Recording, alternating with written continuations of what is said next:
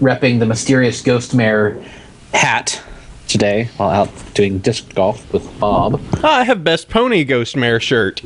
Oh, yes. Mysterious ghost mare that is totally dead, right?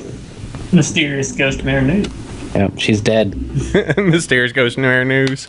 It doesn't roll off the tongue as well.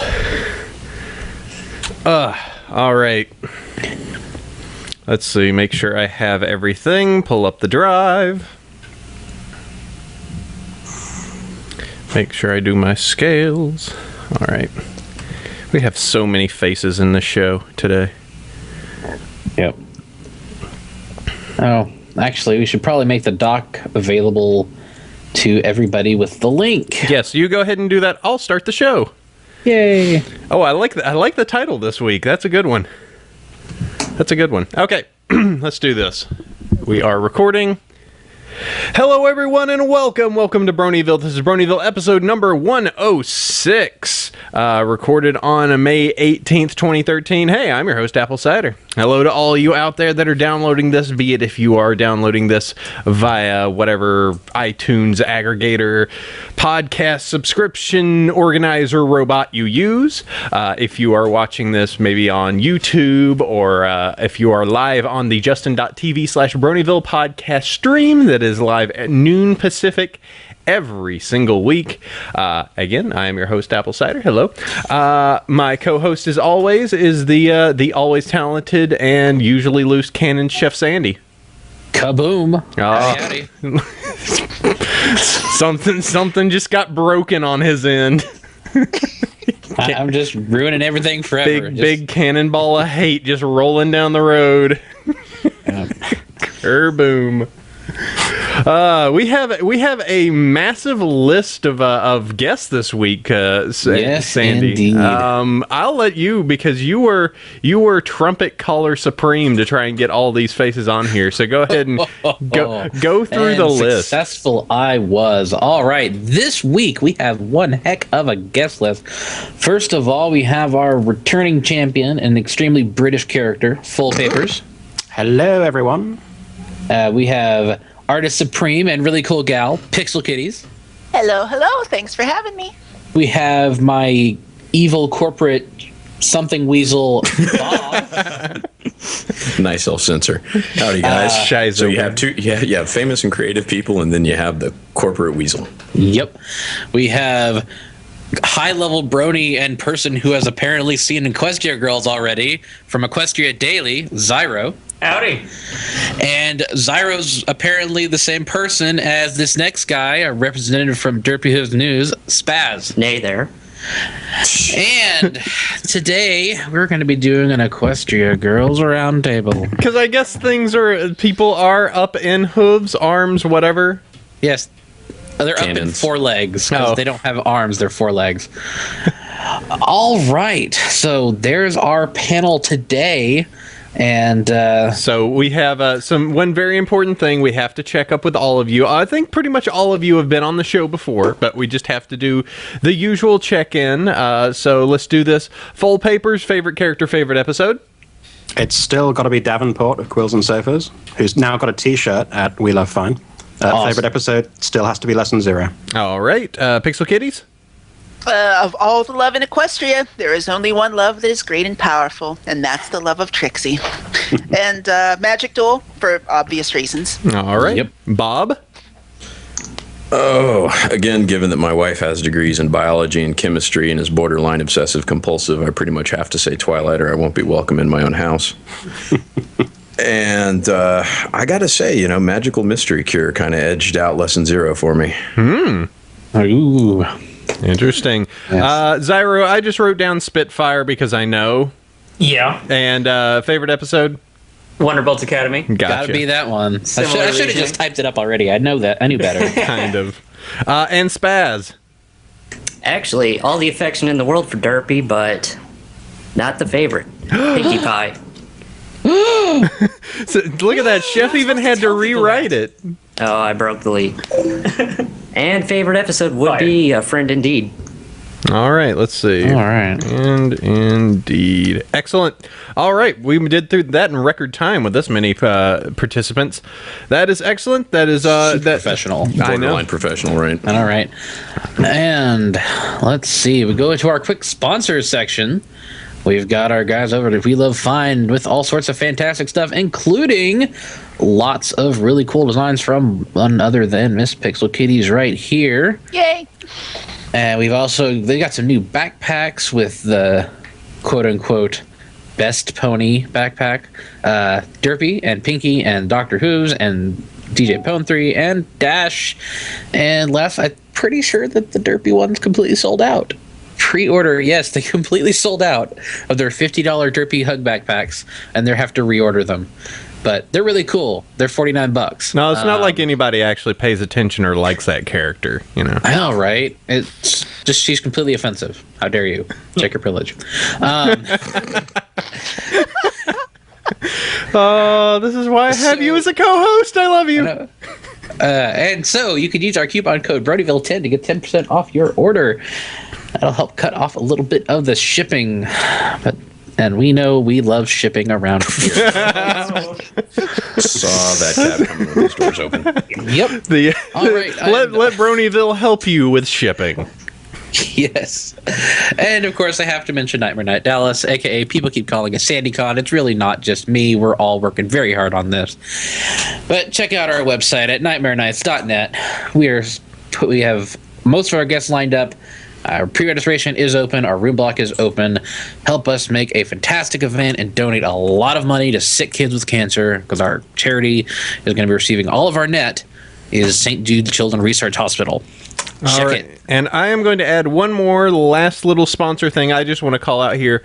We are going to start off, and I don't have the details. I pretty much need to announce this now, but I will be coming up with stuff and other things for it. But we need to start up a little bit of a donation drive, because we're starting to get into the convention season, and our ability... we do this recreationally and mostly for fun, and we want to be able to get to as many cons and as many places as possible. We've got two that we believe heavily we're going to be going to. One is BronyCan up in the Vancouver area. The other is going to be Nightmare Nights Dallas, which I'll have to travel to. But that's right. Mm-hmm. But that's weird. We can practically walk there. Yeah, really. But just to make sure that we can get the airfare, that we can kind of be able to get there and be able to work and get everything that we need to put on a really good show for you guys. If you can donate across, we will. It just helps us get to these places, and we. As much as I don't want to sound overly privileged or stuff, if you can contribute to actually help us out, get to these particular spots, I'll probably spend this week, come up with some neat stuff that we can do for people that donate, maybe up to a certain amount. So if you could go ahead and just donate across. Anybody that donates up to from pretty much this week up to whenever the drive is, will be in for whatever we decide to do. More information on that in the coming weeks. All right, well, let's go ahead and move forward in our usual swippity flip-flop of our things. We've got topic time now, and lest we wait any longer and talk about the big flame that is out there, let us go ahead and get into this. So, I think I'll also move fire status a little forward to Sandy. This is related. What would you say the fire status is this week? I kind of went a little non-traditional this week because it really isn't a fire. I put this fandom status as the jerk store called. They're running out of you. Bam. Because, man, some people are really being jerks. Well. So let's take the holistic review. Let's step back a week. Last week we knew that last week we had some releases and some stuff that happened for Equestria Girls. There was pretty much the announcements of, hey, this is what it is. DHX is doing it, and for the most part there was a lot of Equestria Girls, but for the most part it was still at a simmering layer. At which point, a video was released, which brought it to a furious boil. Trailer, of course, girls. Everything ruined forever. So It's crazy. so- Spike's a dog. These are things we told you. We told Yes, they you, are, bro. and people told me I was full of it. We told you about Spike Dog. We warned you, bro. We warned you. It happened anyway. I thought all the fandom was supposed to listen to our show and obey our every command. But You understand that we're very well informed. somewhat. So let's do this before we get down into the nitpicky or the getting back on the fan reaction that's happened. Let's start directly with the trailer that was released, because this is what eventually got everyone up in arms. So to start off the kind of round table, for those out there, what were the big points of the trailer and what rustled so many jimmies? I don't know if Featherprop shut that shit down with such a quickness. I never really had a chance to find out. Yes, he did quite a good job of that. But I think we should probably go around the table, as if we were actually sitting at a table. We're actually sitting around my living room for the most part. And my multitudinous and multicolored couches. So, we've all seen the trailer a number of times, right? I believe so. Yes. Yes. So why don't we just go around the table, go down the list, and share our initial impressions. So we'll just start from the top of the list and just work our way down, and AC and I can reserve ourselves till the end. Yep. So Foley, you're on the top of the list. So why don't we start with you? My impressions of it. I honestly didn't know what to make of it. It gelled with what I knew of the show, what had been announced, the art that had leaked. It didn't send me up the wall with worry. I'm not hugely excited about it. I'm very much neutral. I would point out, though, that it's 70 seconds of a 90-minute film that people are getting concerned about. And I did the math on this. It's 1.3% of the finished film we've seen, and yet there's this response to it. That's worrying to me. Perhaps Pixel? Well, I already love Monster High. That's sort of something I like. So when the initial art started to come out, I'm like, oh, Monster High, right? My opinion of it, just based on the trailer and everything, is still pretty much coalescing because, frankly, like Foles said, it's a 10-second trailer filled with out-of-context sequences, out of a 90-minute film. I'll watch it. I'm interested in it. I'm intrigued by it. I don't think I'm going to go to the theater to see it. I'll probably wait to DVD or Blu-ray. It's not something I wanted because I like ponies as ponies. But I like ponies and I like Monster High. And while it would be somewhat appropriate, I've never felt the need to kind of conduct a Frankenstein experiment and combine them together in some way. But I'm curious about it. Humanized ponies have been kind of part of our fandom for a long time, so I'm interested in seeing what the official take on it is, or the Hasbro DHX take on it is. And I like the bookends. I was not expecting it to be, here's Twilight Sparkle going to an alternate dimension. I really thought it would be more like, this is ponies in an alternate dimension kind of thing. So it's interesting to see, here we have what we're used to, and then all of a sudden we're doing this other thing. So I think that'll be neat. I like the fish out of water jokes, or horse out of Equestria jokes, I guess. Like Twilight and the apple and all that. I think that could be fun. I don't like Spike as a dog, but we'll see what happens. No. But I'm interested to see where it goes. I mean, I guess that's the bottom line. I'm not excited about it. It's not something I'm crazy about, but I'm intrigued. Okay. Bob, your feeling? Buckle up. All right, cool. Is that it? I agree with what Pixel and Full Paper said. You can't draw a hell of a lot of conclusions based on that particular trailer. It's not necessarily one of the trailers that shows all the good parts, right? And I find it interesting that the two biggest negative reactions are, one, it's set in high school, and the immediate conclusion is, oh, it's going to be high school drama and the prom and all that jazz. Well, the Faculty was set in a high school. Not so much about high school drama. And Carrie featured the high school prom. Oh yes, please let's let Equestria Girl beat Carrie. That would be that'd be great, right? And who could forget apt pupil? Exactly. So you don't know what it's going to be just because it's set in a high school. Then I still think most of the people who are upset about a potential love interest for Twilight, I think they're just upset because they're thinking Twilight is my waifu. I mean, he helps her up for F's sake. Like, I've played sports all my life. I've helped a lot of people up off a field. It doesn't mean I asked them out afterwards. Anyway.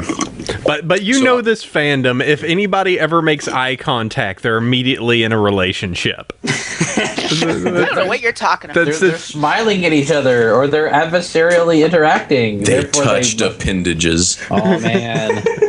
Oh, no! Air molecules are in the same room as us!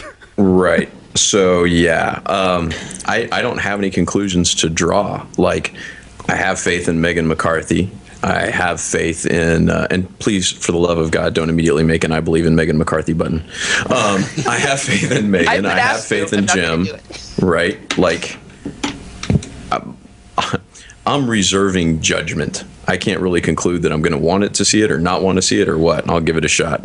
All right. Well, let's see. Zyru. Now you've already seen it, as we all know from what people on the internet say. So, No, Bob touched on one of the points I was going to touch on was, we've seen a minute basically of this giant movie. Well, we have, and it's, how do we know what it's going to really be about? It could be about there are plot twists in there that we have no idea. Wow. Super professional, Sandy. The people who have worked on it have created some pretty impressive content, and even when they've been dealt the short straw, as far as what they're required to do. So just give it a chance. I'm actually personally kind of excited about it because there's really not any new content coming out from the animators this summer, and we're going to have a long while of a wait until season 4. Probably October, November. Yeah, or later, actually. Oh, geez. A bit later, yeah. So it's /risk. I think it's potentially could be something to hold this over, and I think it's probably going to be better than what a lot of people are thinking. So, Zyro, would you like to dispel a little bit of the mystery around yourself right now? Admit to me right now on the radio, have you or have you not seen the full Equestria Girls? I have. No, I haven't. Oh, wait. I'm so confused. No, I have not seen the Equestria Girls movie because I don't even know if it's complete yet. Well, I would hope that I'm it's sure complete, it's given complete, that it's opening in about a month. Pretty sure a lot of these- theaters already have the reels. Yeah. Yeah, Yeah, fair it's enough. complete. But it's interesting. This rumor started up many months ago, and I know the movie wasn't even complete at the time. Yeah, So- people have a lot of really strange ideas that quote-unquote high-level bronies. Yeah. Hey, That's- man, I've ground a lot of monsters and stuff. I'm super high level. Check out my purples. I get a new feat next level. Ooh. No, I have not seen Equestria Girls. I have not. I really have no express knowledge of what the movie's going to be about. So, Yeah, it's one of those things that it was brought up in a side chat. It's like, are you sure that saying that he's seen it is a good idea? Because sarcasm's lost on a lot of these people. And I'm like, yeah, we should probably verify that. No, you haven't seen it. Nobody here has seen it. no. We've seen the same general, art design things that you have seen and the internet has seen. Exactly. So let's move this to Zyro number 2, aka Spaz. Your feelings? I was excited to see actual ponies in it. Is that it? Although personally, the way I see it, I kind of look at it as from like a merchandising standpoint. To me, I see it as a completely different IP. So I'm, like Foles said, I'm pretty indifferent on the movie itself. If there was anything that was actually going to push me to see it in a theater, not there it's showing anywhere where I live, but again, just the fact that it actually had a few shots with actual ponies in it. But Not completely with the whole thing of her walking through a mirror and now she's a pony. I mean, a human. And you know, the nice That's little the bits thing. about her freaking out. What am I? I'm this hideous skin monkey. Ah, where's my The fact that they horn? go through an actual transformation and they're not actually themselves anymore. I mean, that might be part of what all the butt hurt is all about. It's interesting, if I can say something. Can I? Go. for it. No. Mentioning that you're treating it as a separate IP, I think that touches on an important point, which is we also can't tell from the 70 seconds the exact degree to which it affects any of the storyline or canonicity of Friendship is Magic or interacts with Season 4. We don't know, so there's not a whole lot of point worrying about it. I do. Yeah. Or, Okay, I well, know. some of us know. Someone None of knows. us know. And we'll get to me in a minute. Well, go Oh, ahead. go ahead. Yeah, Spaz, did you have anything else you wanted to touch on? Or That's about it. okay, well, Sandy, you wanted to go next, so go for it. Well, now that I've spoken with a couple people involved, you know, the guys at DHX have done the best they can with what they're given. And a lot of my concern with Equestria Girls stemmed from the release of the second set of art. Not the, you know, the humans with, you know, the colored skin and they're all wearing skirts and in the similar poses, but the ones where they have these, you know, really deformed heads. It's very Monster High-ish when they have the weird horse ears and they have wings but no horns and the cutie marks on the faces. I was like, if that's what the show is going to look like, oh God, no. That's terrible. It's terrifying. And no, what the trailer did for me was actually kind of put those fears to rest by saying, all right, yeah, they're going to be the gangly, weird humans with colored skin. I can just pretend it's like Doug, you know. They live in Bluffington. Where's Quellman? And so, yeah, it's set in a high school, but I have on good authority that it's not going to follow this usual formula for the high school kind of thing. So, I mean, I'm obviously going to reserve judgment till I see it. I am obviously not going to be going out of my way to see it at a theater because there's not a theater showing it within 100 miles of my location. I did look. And so I've been really disappointed in a lot of the reaction that I've seen. And we'll be getting to that next. So, AC, what did you think?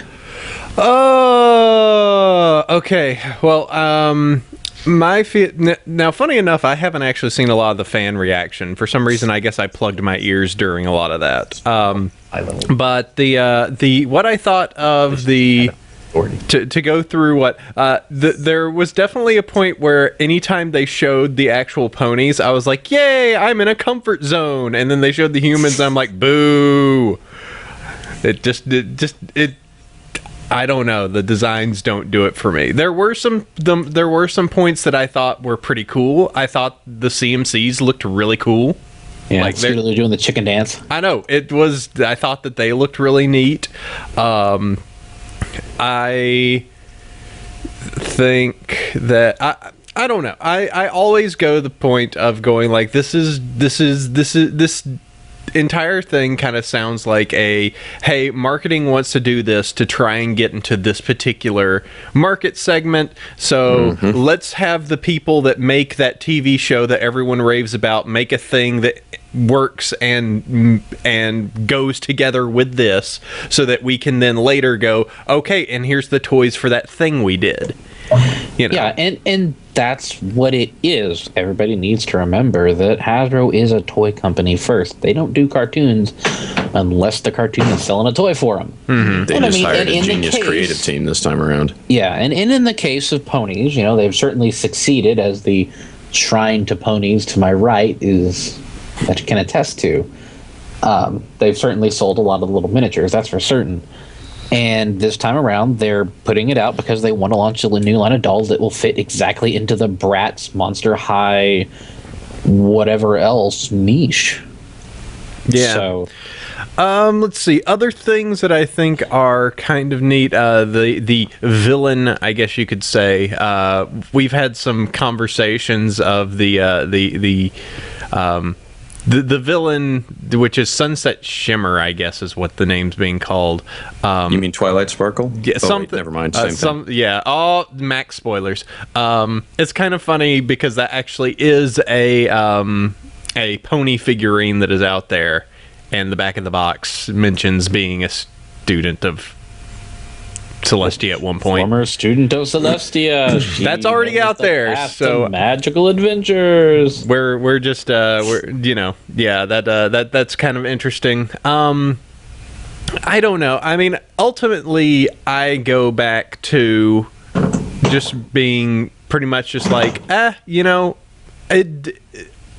think why, and this is kind of moving in to the next point, but all in all, I saw it and I went, yeah, that's about what I expected.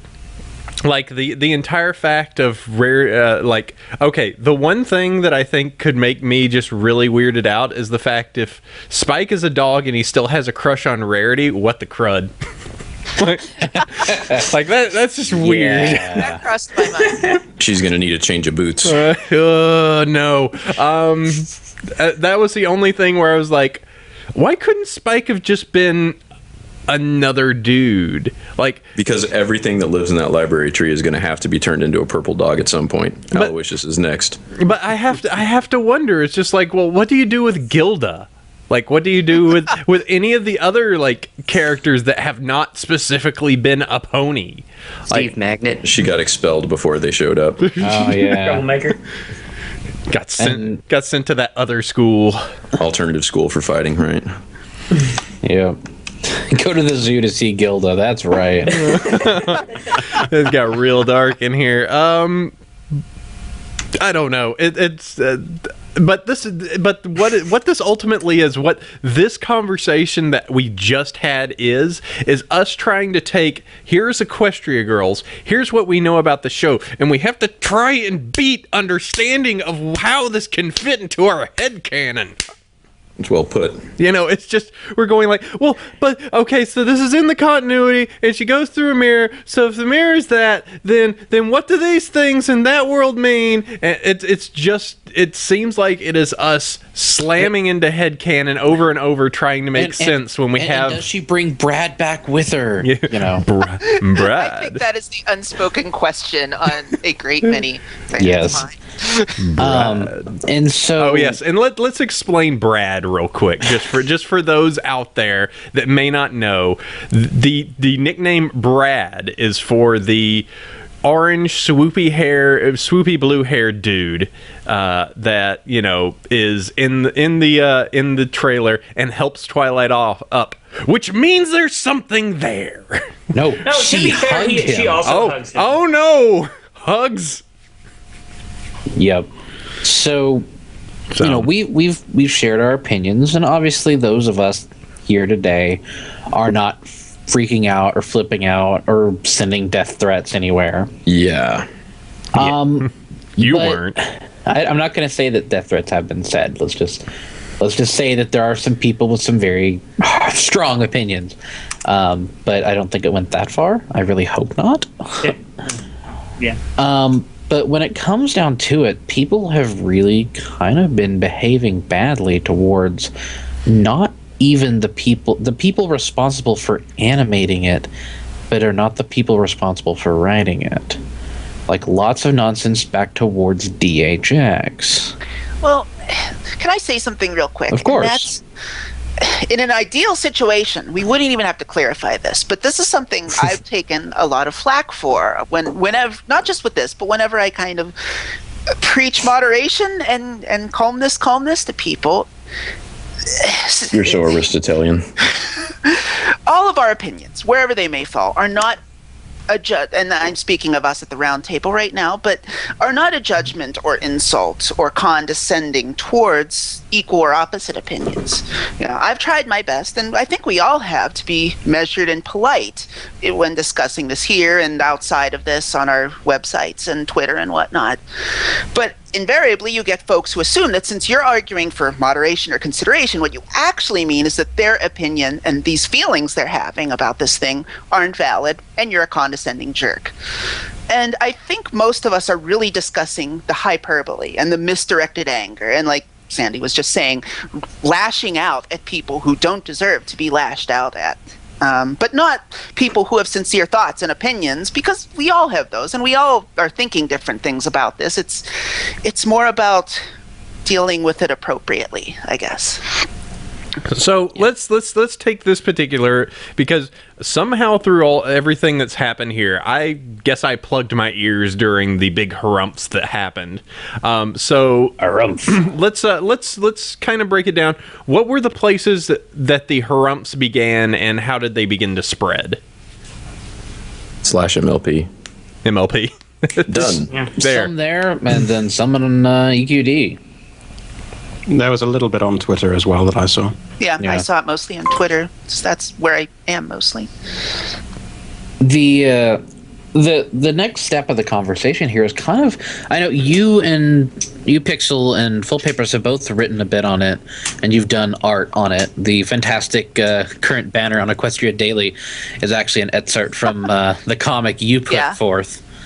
So why don't we actually discuss that a little bit, and what your opinions on the whole reaction and then the counter reaction, as it were. Because I know that, Full Papers, you wrote quite a few paragraphs on it. I know you did a comic, Pixel, and I know Bob and I, we've kind of sighed and talked to people involved. We've done our own little steps that we'll get to in a little bit. But why don't we just start with, I guess, Full, just talking about what you wrote for your blog.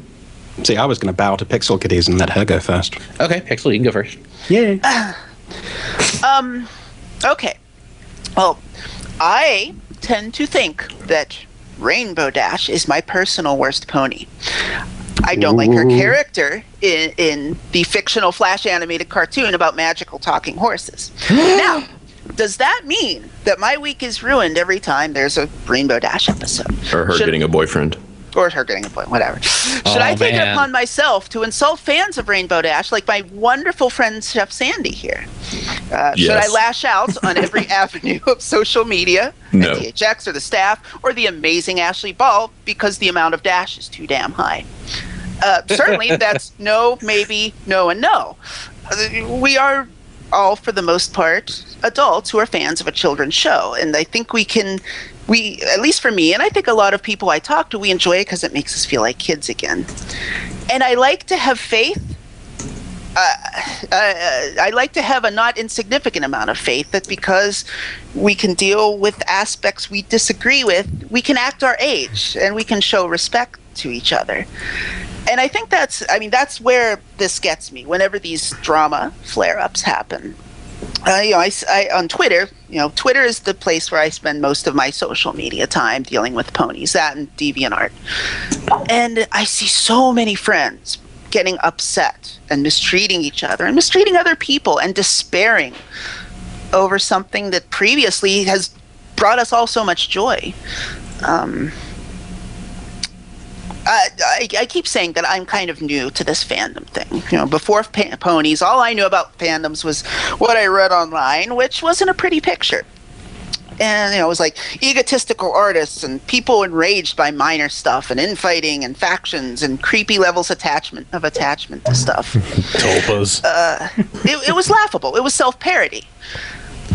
But when I got into ponies, what I found was generally kind and supportive and measured. And the best thing about it was that fans and staff and crew have been able to interact and inform each other and have this kind of mutualistic relationship where, we talk to them, they talk to us. We say, that's cool. They kind of emphasize a little bit more. It's been really great. And even Hasbro seemed in on it for the most part at first. The first Equestria Girls, there was that commercial and the song on the hub, and it was fantastic, and we all freaked out because it was so cool. No, and it also talked about bronies. Yeah. We were like, yay, validation, we're good they now. mentioned us, DJ Pone 3. I don't know why you're pronouncing it like that, but okay, that's still great, right? I don't want to lose what we had. I don't want to look at us as a fandom and see us as self-parody, and I want to think we're better than that, and we can disagree, and we can welcome and criticize or ignore Equestria Girls without being awful to each other. Well, And yeah, anytime you join a geek culture, there's going to be some folks in it who are just not well socialized as puppies, and that's fine, and that's always and they don't have indoor voices. that's always going to happen. But the problem with things like this is you see it so massively. You see it just spread out in this wave from, whatever it is, Forum Zero, all the way out through every social media and every forum and every comment section. And people really do just need to take a step back and relax. And yeah, I mean, the rage and the drama honestly makes me feel sad, because I think we should just enjoy it and be better than that and talk about it rationally and be upset about it rationally even. That's okay too. Just don't rage so much. So I have kind of two thoughts. One more of a question and one more of a kind of a statement. The statement is, I think a bunch of this has to deal with how much ownership the fandom feels on the characters. There is a lot of, we made this, these characters are this, so there's definitely when something deviates heavily, Alicorn Twilight, oh man, obviously people get up in arms because it's like, no, this is not to our code. So I think that's a bit of it, but I want to find out about this because, as we said, 4chan is usually the one that if there's going to be a big explosion, that's where it's going to occur. But I want to find out based off of 70 seconds, I believe it was, or 90 of the trailer, what were the sticking points? What were the do or die things that were mentioned in there that were so terrible that it required immediate reaction? I think the character that everyone's calling Brad helping Twilight up was a big sticking point, because people immediately assumed that there was going to be a boyfriend narrative behind that, and it was going to turn into a kind of stereotypical trope-filled high school adventure. With Twilight is submissive to him. Right, yeah. exactly, which obviously doesn't fit at all with the character that we have all grown to know and like. So that I saw a lot of attention paid to. Yeah, it seems like it. I mean, that kind of, when it comes down to the general hate on it, I mean, that does kind of seem to be the number one worry. The only other one I think that is out there is still just generally the people going, I don't like how it looks, which, okay, yeah, I don't think any of us particularly... I think, well, I mean, doesn't particularly... If we had the choice between this... Or this is the thing. People look at, I think what it ultimately is people are looking at it and be like, you're getting a My Little Pony movie, and you're getting this. You're not getting this, which is what you would have wanted, which is just a 90-minute My Little Pony movie. You're getting something else that's different, and it's not what you expected. Yeah, and it's it could always be worse. I mean, that could have run with the initial designs that were put out there, the ones that if you go to the Equestria Girls website and it's like Twilight looking at this horse creature, MLPG, or MLPEG. MLPG, that's a completely different thing. Yeah. MLPEG.com, and there's, Twilight looking at this, don't stop it. Has an auto-playing trailer now. That's great. Thanks, Hasbro. That's the best, worst thing ever. Thanks. Mitch insisted upon it. Thanks, M.A. Larson. I think we can say thanks, Megan McCarthy, for this one. Yeah. But it's looking at I guess what would have been the original design, which is the weird human with the wings and the horse ears. No horn, though. Yeah, it's come on a lot since then. Yeah, they simplified them down a little bit, probably to make it a little easier to animate. And the whole question of why does she have wings and no horn? She's an alicorn, but so they've progressed away from that, so that they're just colored humans. And so, I mean, again, it could have been worse. You mind if I jump in real quick? Go for it. Go. the horse ears were headbands that everyone at the school wore to show their school's spirit for their horse mascot. Because that totally happens. Nah, I think that Well, could. what's funny is that there is a couple scenes where the main characters are wearing little like yellow horse ears. In the trailer, there's a couple seconds where the spike with the heart eyes. In that scene, you've got like Fluttershy and Applejack, whatever their XP's names are, with the little horse ear things on. I was like, oh, yeah. They're cosplaying as ponies. I have a question, and this is a good one that I am the Stallion Mang just came up on the chat. So the label of Brad, where did that come from? He's mentioning the ZX Insanity videos. Do we know where that particular label came from? Because it kind of just came out of nowhere. I think that was just probably random internet people like, he looks like a Brad. Kind of. Yeah, Brad. Yeah, I think that's just a condescending term for dude bro, kind of male generic love interest kind of thing. Yeah. So we don't I have. loved Megan McCarthy's comment. She tweeted, "So funny people are calling blue-haired guy in Equestria Girls Brad. His name is obviously Dreamy Cute Bottom." Hashtag not really. Dreamy Cute Bottom. He could be Pink Eye. Dreamy Cute Bottom. He could be Flash Sentry. He could be all sorts of things. Who knows? Yeah, dude bro, make dude bro, make blue hair. Now all I can think is Big McLarge Huge, but Rock Strongo. Yeah. So, and I think a lot of it though is the reaction from a lot of people came off really strongly. And I think one thing, the DHX folks, they've been doing cartoons for freaking ever, but Ponies is really one of their first series that has such a fan following and they're interacting with the community. And so when people get really nasty about it on Twitter or on forums and places they see, they kind of take it a little more personally than more jaded individuals might take it. And so, I mean, it is extremely disheartening, which kind of brings us up to like the next bit of things that we have done to kind of communicate to the DHX people that we do. We give a crap about them as people, and we know that it's certainly not their fault and they've done the best what they can. But conversely, I think because they are so open and approachable to us and have been so great, they've become unofficially the public persona of everything pony. So when people get upset, they don't think deeply enough to say, well, Hasbro is a monolithic corporation who has vested interest and takes its rules from retailers and toy distributors, and we're thinking, hey, I follow Megan McCarthy or M.A. Larson on Twitter, I'm going to yell at them. Or that's unfortunate. Or remember the grand idea during Save Derpy of creating a website that would then spam the Hasbro mailbox with, "No, we like Derpy."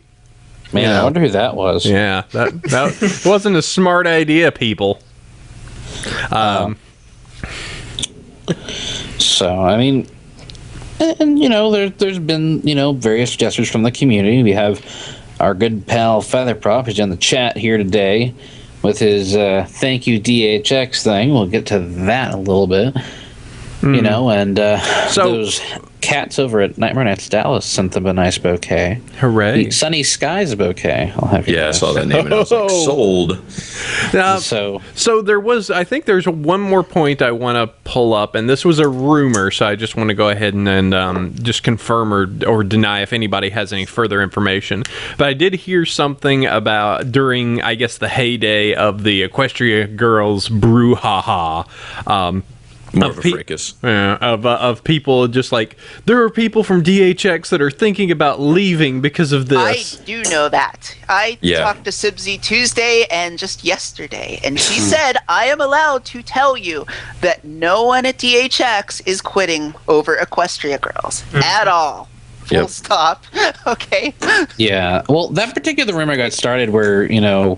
I started it. What are you talking about? Well, no. There was actually a prior incident where like apparently on another live stream, like she was doing something with Manapony, and it came up, and somebody screen capped a response, and therefore her word is law, and therefore they can extrapolate all this truth from a single tweet, and it became this internet rumor. Ooh, Sibsy's quitting, and DHX staff is exploding, and people are flinging down their Wacom and in pure rage and breaking their monitors and whatnot because Equestria Girls is such a travesty. Thank goodness every day at my work is so awesome that I never exclaim I should just quit or I'm out of here or anything Right. like that. Just You don't have. I talk pretty regularly to a number of folks at DHX, and everyone assumed that when I said several staffers are considering leaving the show because they've gotten some pretty bad emails, that I must therefore be talking about Sibsy. And while we do really like Sibby, she's really cool, and we like to talk to her a lot. And, she is kind of one of the more public faces that does talk to a lot of people, but people automatically assuming that it's her, it's probably a little out of line. Then I mean, let's look at it this way. In many cases, somebody leaving the DHX crew doesn't necessarily meaning they're doing it just as a lift arms, forget you fandom, I'm out. It's or a arms. protest against what they're doing or anything else. It could just be, I got another job. Yeah, there's Right. the animation industry is not exactly one where you go, I'm going to sit here and work at this nice company till the end of days in which they give me a nice bag of golf clubs and then I go hit the range. Centix. It's definitely not the industry. yeah, it's not. It's something where in most cases you work at this studio, that studio doesn't have a job for you, so then you go work at this one. Then Well, you get a hey, this person could get you over to this place where you get to be a manager. Okay, well that business is back. You're back to this place. I mean, Even that, there's contracts. Yeah. Contract work. It's not like you're working in this company forever. You're working on this show for this company. Yeah, I mean, it's like the video game industry, but a lot less brutal. yeah, take to the point. Our good friend Dennis. Our friend Dennis worked on MLP, left to work on a different show, went back to DHX, and is currently working on back where he started. So Woody. He was director for season 1 to 3, and now he's working on a different show. Yeah. At DHX, but he's still working within the company. He's just on a different project. Yeah. And Amy Keating Rogers left to work on Care Bears. Care Bears. And See where that got him. Did you have anything to add, Zyro or Spaz? You guys have been pretty quiet for a bit. Is there anything that you guys wanted to add? I don't want you feel left out. I'm not disagreeing on anything that's been said. We're I playing just want to cards in know how the corner. hell Granny Smith got through that mirror. Why is She's nobody going to be picking- slinging them sloppy joes. Sloppy joes. Sloppy Joe. Oh, man. Her... I still love the idea that everybody goes to this mirror after Twilight, and then Lyra's left there by herself, going, "Hello, Where is Anybody everybody? there?" Missing out on her dream. I am kind of curious on what people are picking up on and freaking out about, and nobody's questioning why the only person, not over there is Twilight. Why is there no Twilight already? I kind of assumed it was a Bioshock Infinite thing, so once she goes over there, she absorbs the consciousness of the current Twilight. No, Oh, man. nice. No, but nice. She lands there, freaks out, gets a nosebleed. That's the beginning of the movie, Yeah. and I can say that because If you think about it. And then she sees, these two identically coded ponies, one male, one female. They have her flip a coin, and And then she goes back to Wounded Knee, and yeah. Does she throw the ball at Derpy or not? does she choose the Only does choices. she pick This the is a moment cage, when I or does wish she I'd pick played the bird? Yeah. That all just went right over there. But anybody that's played it or seen it will understand our jokes. They will have chortled. I should not have said that. No, if we want to go down the crazy Equestria Girls headcanon thing, I believe that Sunset Shimmer actually is Twilight, but she's evil. Ooh. I kind of like that. But it's kind of interesting because, again, in the trailer, she's looking at the book and she's in the library, and there's the 5 ponies of the main 6 and no Twilight. So, history has been altered. It's just a rift in space and time. Oh, man. All right. Before. So let's think about if we want to have fun with this Equestria Girls thing, I have a good idea. Let's figure out what like Chrysalis would have been. Or Flufflepuff. Chrysalis is the scummy drug dealer who sells vials of an illicit substance called love. Just as long as you're going to go ahead and have parallels, I guess she's the ex-dealer for the school. Oh yeah. And Flufflepuff is like the cute mute pony, very fluffy. Cute, vapid, kind of airheady. Yeah. Let's see. King Sombra used to be the principal of the school until that dodgeball incident, and now all he can say is crystals. Yeah. Wow. Or Stephen Magnet. He's the incredibly fabulous prom Theater king. teacher. Theater Right, teacher, theater yes. teacher who all the girls have a crush on, not realizing they're wasting their time. Right. And Dan is Dan. He's the only human, and he has the jerk shirt on. He's the only actual human. He's like, why am I Kept the his only? original skin tone. No. To make it funny, he's the mascot. Like they have the horse mascot, but he's the mascot. Just like I ate this. Yeah, it's a Dan pony. Yeah. But Cutie Mark's jerk. So so unless we have anything else in this particular thing that we want to, I've got a little clip here that I linked in my Twitter back when everything was kind of going crazy, that I think sums up my particular feelings. Now, my feeling is this: if you don't like Equestria Girls, you don't gotta watch it. That is the basis. If you think about this in a marketing standpoint, and this is a big if, and I don't want this to come off as anti-Hasbro. I don't want it to come off as anti-DHX, but I'm just saying this on an if. If something does not appeal to you, you don't have to partake in it. You don't.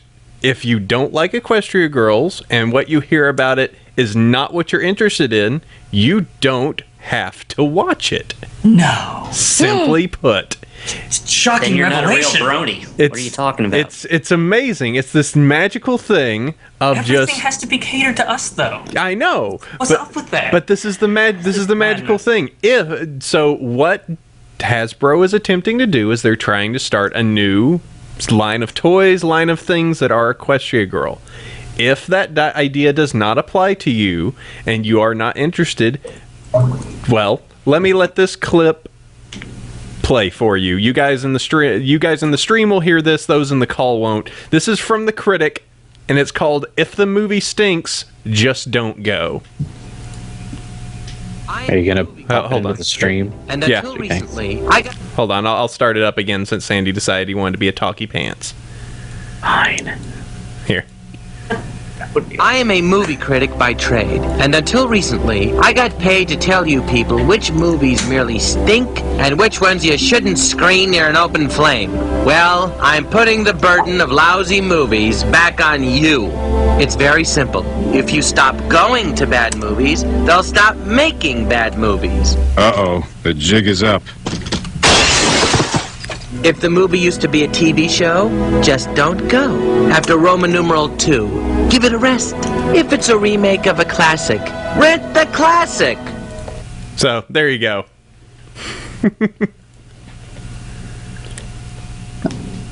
That is a nice little clip from The Critic, which is a wonderful little cartoon. Yes. But yes, if it does not apply to you, if it does not interest you, you do not have to partake in it. You do not have to watch it. There's nothing that is forcing you to have to watch it. Unless you're at gunpoint. Yes, I guess. And then you'd better enjoy it. Yeah. Eat this popcorn. Do it now.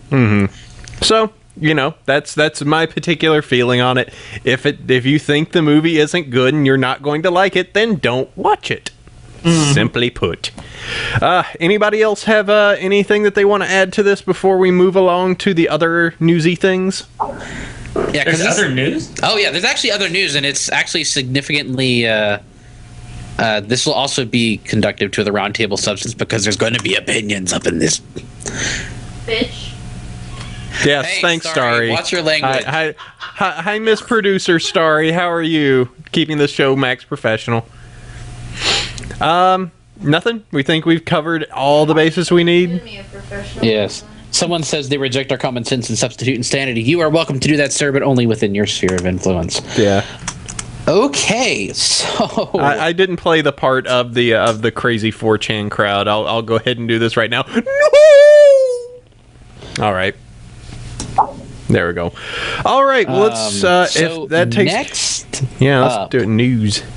Let's get some actual news. Insert the giant bomb-esque news string. We do need news string. If only we knew some musicians and talent.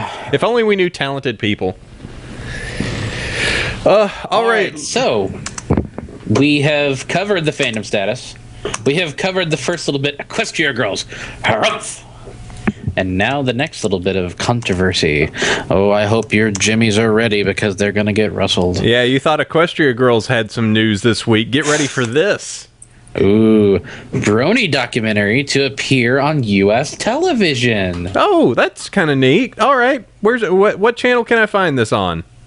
Logo. Okay, what number channel is that in my 8 billion channels? I've never heard of Logo. That's probably a decent thing, I guess. Logo is the MTV owned LGBT centric that has since expanded itself a little bit channel that does things like, you know, RuPaul's Drag Race, stuff like that. I like RuPaul's Drag Race too. I gotta admit. And 5 Gays, 1 Girl. Oh, hey! I actually had to go to their website to see what do they actually play, because I just don't know. Wow.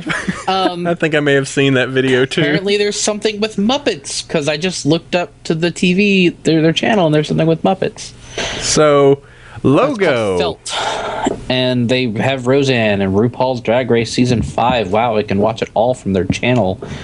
And so anyways, they do a series of little offbeat documentaries, and the series is called What? What? With an exclamation point and a question mark. What? And they are 45-minute cut down documentaries that have covered a lot of different subculture type things and little offbeat things. So the most recent one that they did was an episode on Otherkin and Therians called What? What? I think I'm an animal. What? And then there was one, What? What? I'm a stripper. And there was another one called What? Why men cheat. What? I did not mean to click that. Don't you dare load. And there's one about, you know, fat acceptance. What? And so it's this sort of an odd little series, and they're going to take the 90-minute Brony doc and cut it down to about 45 and air it on Logo. Granted, that could be good for the Brony doc. But Can I ask a question? Go for it. Because this is the first I've heard of this. Do we know who is in charge of the editorial process? Is it going to be the Brony documentary people cutting it down to 45 minutes, or is it going to be staff of the channel cutting it down? That's a very good question. Because the question of how they alter the narrative and how they present it is all about the editing. They said the U.S. cable channel Logo has acquired rights to run the program as part of the documentary series What? And the rights for a cut for television version of the film will be running on cable. That is a very good question, because I don't know, and they haven't stated as such. It's not something that, you know, needs to be raised a big stink about, but it raises some very good questions. Half the doc is going to be cut down. Mm-hmm. What parts are they going to cut out? I mean, are they going to, you know, are we going to have the maximum awkward bits and cut out the parts that make the convention scene look really awesome? Yeah, is it going to be commentary? Yeah, it seems it goes two different ways. But there's a lot of things that could be cut. And I know for a fact that when they did the the other kin one, because Inky Spots and I, we decided to sit down and watch that one night because it's sort of the observing a train wreck sort of way. You watched what? We watched the What I Think I'm an Animal doc, and then we were like, wow, what was that? That's really exploitative. And then that same night we decided, well, why don't we just go for broke and watch the Brony doc, because we hadn't seen it yet, and we thought the Brony doc was just fine and was a good example of outside documentary and versus a fandom source documentary. And now the Brony doc's going to end up on the What series. What? Wonder if the animation gets to stay in. That's another good question. I mean, it's something that I'm actually not afraid of, obviously. I've seen, I've been in fandoms a really long time. I've seen some things. I see this going Make your hair go white. I see this going one of two ways with the cut. The way I hope it goes is that it goes more with the documentary and the animation, or more with the convention and the animation, because that was truly the interesting parts of everything that was there. I mean, my fear is the beginning parts, the talky, hi, this is me, this is, my situation thing, is usually what a lot of documentaries end up being if I see them on TV. Mm-hmm. And that was by far the weakest part of that. Yeah, it's going to be Lyle and that dude from, North Carolina, who put pony vinyls on his Mercedes and had rednecks threaten him, and I'll raise one possibility. If it's 90 minutes, right, the documentary, they may air it in 2 parts. Doubtful. That's a good. It would have to split it in 2. I do understand that could be a possibility, and obviously I don't have Logo. They toss it up there for you to watch it online, but it's not like it's a very widespread channel. It's an MTV channel that most people don't get in HD, and it's not on a lot of other. You have to pay money to get it. It's not Howard Stern. Yeah. Whatever the outcome, I will laugh if Seth Isto ends up on Logo. I know you will, Spaz, but that's you. You're part of the internet hate machine. We know this. I feel it. Now, microaggressive. Now, I do have to. I do have to bring up this particular point, and Sandy railed against this yesterday, pretty hard, and I think this does require a little bit of explanation. But the fact that it is on Logo has rustled some jimmies as well. A lot of jimmies that are then uncomfortable with being wrestled by a Logo channel. Yeah, yeah, that's another thing. It's never been very. It's never been implied that pony fans in general are any more accepting than your average nerd or geek culture. They mirror, the Trek fandom or the comic book fandom way more than they would mirror, say, the furry fandom in terms of their acceptance levels and range of sexuality. That is an incredibly polite way of saying they're so far in the closet they're having adventures in Narnia. Yes, Bob. Because I try to say things diplomatically, and you're there to say what I mean. I'm having Turkish delight with the Ice Queen. I am so upset that the spokespeople for my orientation are right-wing nut jobs, and you guys get George Takei and Jane Lynch. That's it is right. So unfair. George Takei is a national treasure. Yes, he is. Absolutely. But yeah, it was really disappointing to see this thread on Equestria Daily, of all places. I mean, yeah, various other places were kind of... Let's just say I saw less homophobia on 4chan than I did in that Equestria Daily channel thread. So... On the comments? Is that what you're talking about? Yeah, in the comments, there is people... The people on MLP thought it was pretty funny. Just sort of like, wow, that's... It's like, I'm not being homophobic, but... Yeah, I don't hate gays, but I think they're degenerate and should, go die or something. I think wasn't it something like 4chan, or actually I think it was something awful. Anytime somebody posted now I'm not being homophobic, but it would replace with, now I'm being very homophobic, but Yeah. No matter what happens, no one means anything they say before the word but. Yeah. It seems like people lack No the offense, perspective to accept that adult men watching a show aimed at little girls that's filled with hearts and balloons and pink and purple so challenges gender stereotypes. I mean, that's not a stretch to understand. No. And even beyond that, you look at the list of documentaries this What thing is showing, and I think What? it's less about, oh, ponies, can equate to, GLBT issues, and more, this is a thing we're talking about. There's stuff on there about pink ribbon campaign, breast cancer, pedigree dogs. It is what it is. They're just looking for unusual things, and our community is a little unusual. That's not bad, but to outsiders, it's odd. So I think people are making too much hay out of it just being on logo. It's like, oh, it's automatically associated with GLBT stuff. Well, no, it's weird. Yeah, it's enough to make you go, what? They're owned by MTV, and they are GLBT in the same sense that MTV is still music television. LGBT, like LGBT MTV. That makes sense. So many acronyms. So, why not Lloydberg? Because Lloydberg is a lobster. And his race mates and dies. So he's going to remain a kissless I'm a virgin. lobster. Oh, no.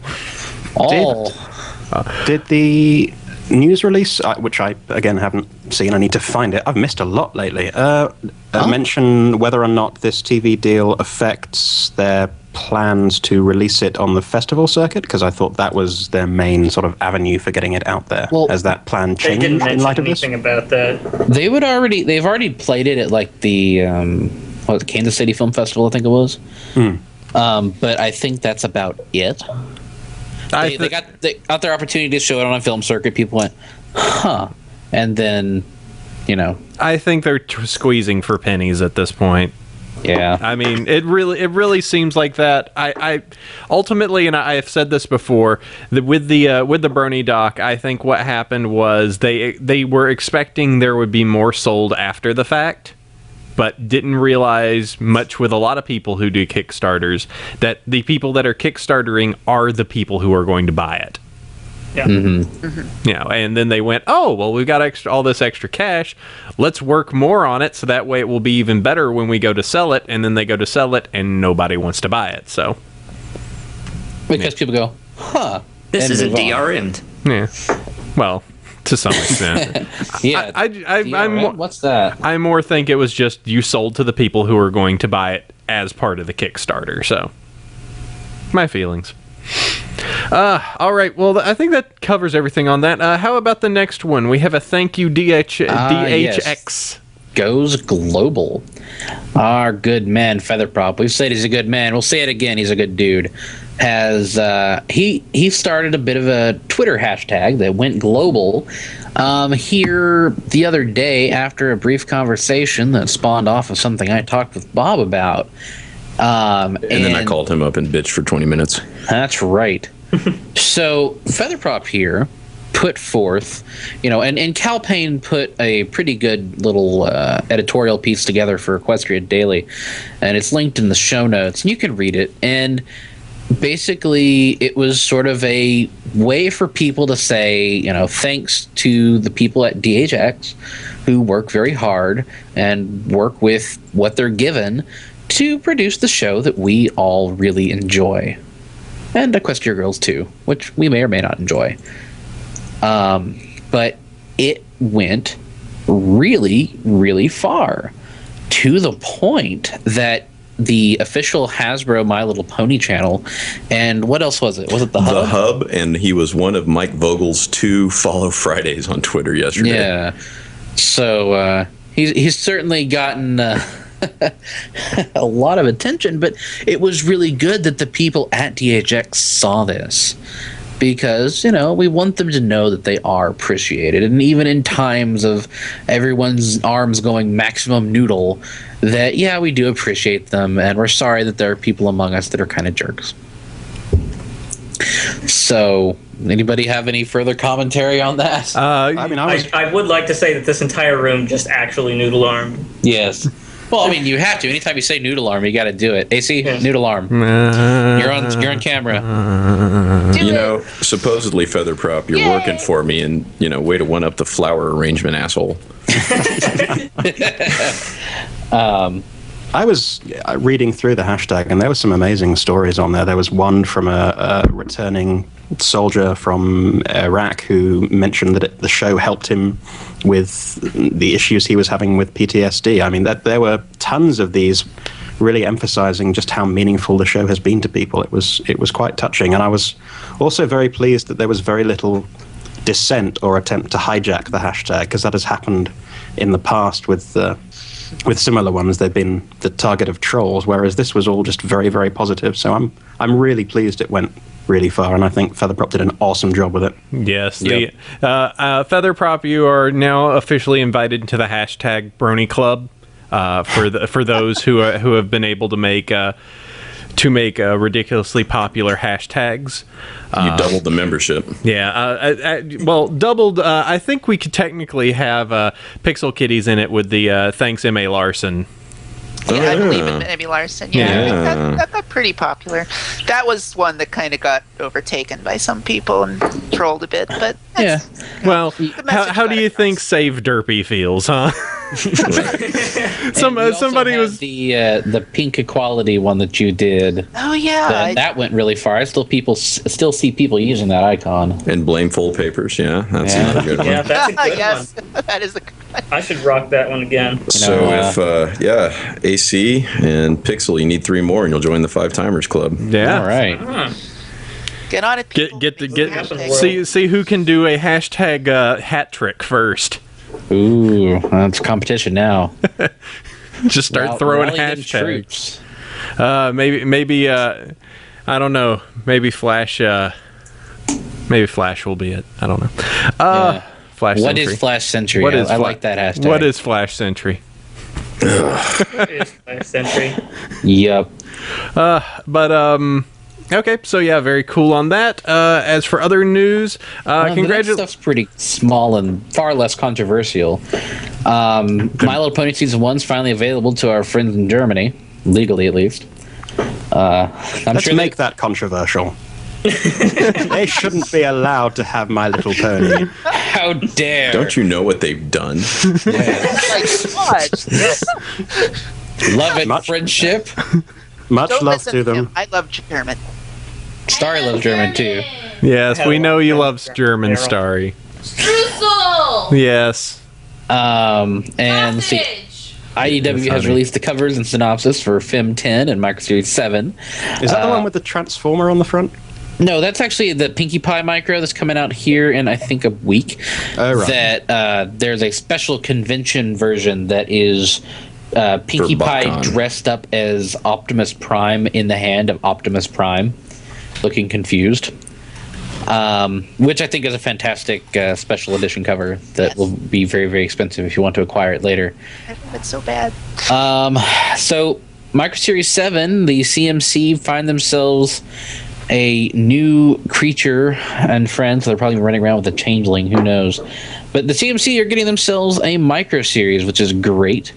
And I'm really excited about FIM, the mainline comic, numbers 9 and 10, because after the Nightmarity arc, there's 2 issues with Big Mac as the protagonist, and it really does look like it's going to be 22 short stories about Ponyville, because it's focusing on Big Mac and other background ponies.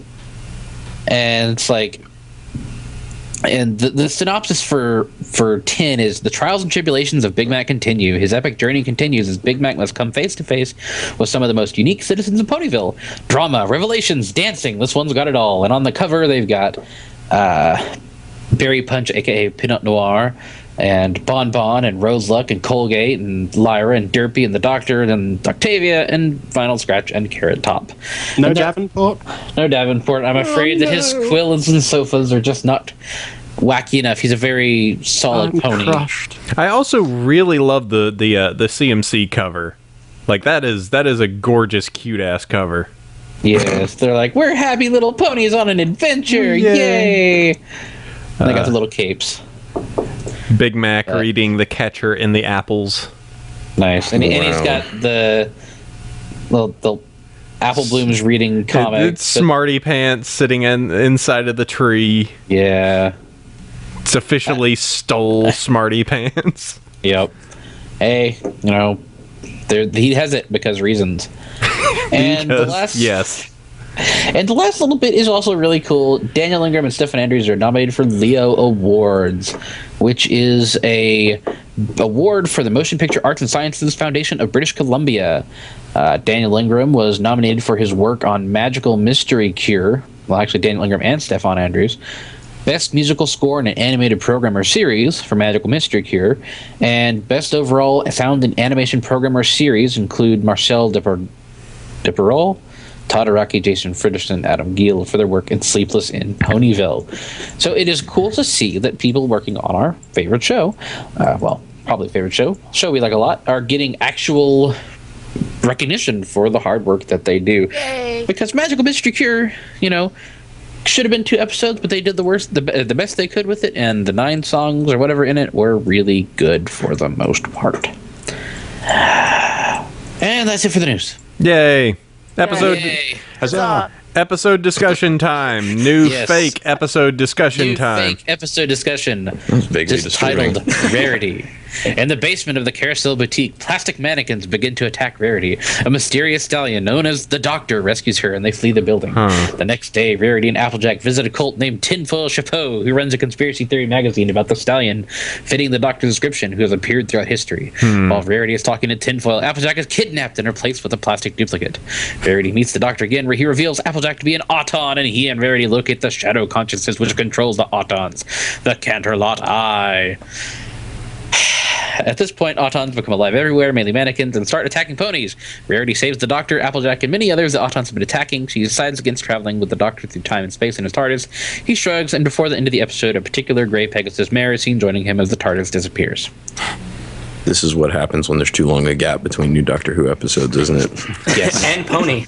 Yeah. Though Applejack is kidnapped and replaced with a plastic duplicate, do we know that this isn't still true?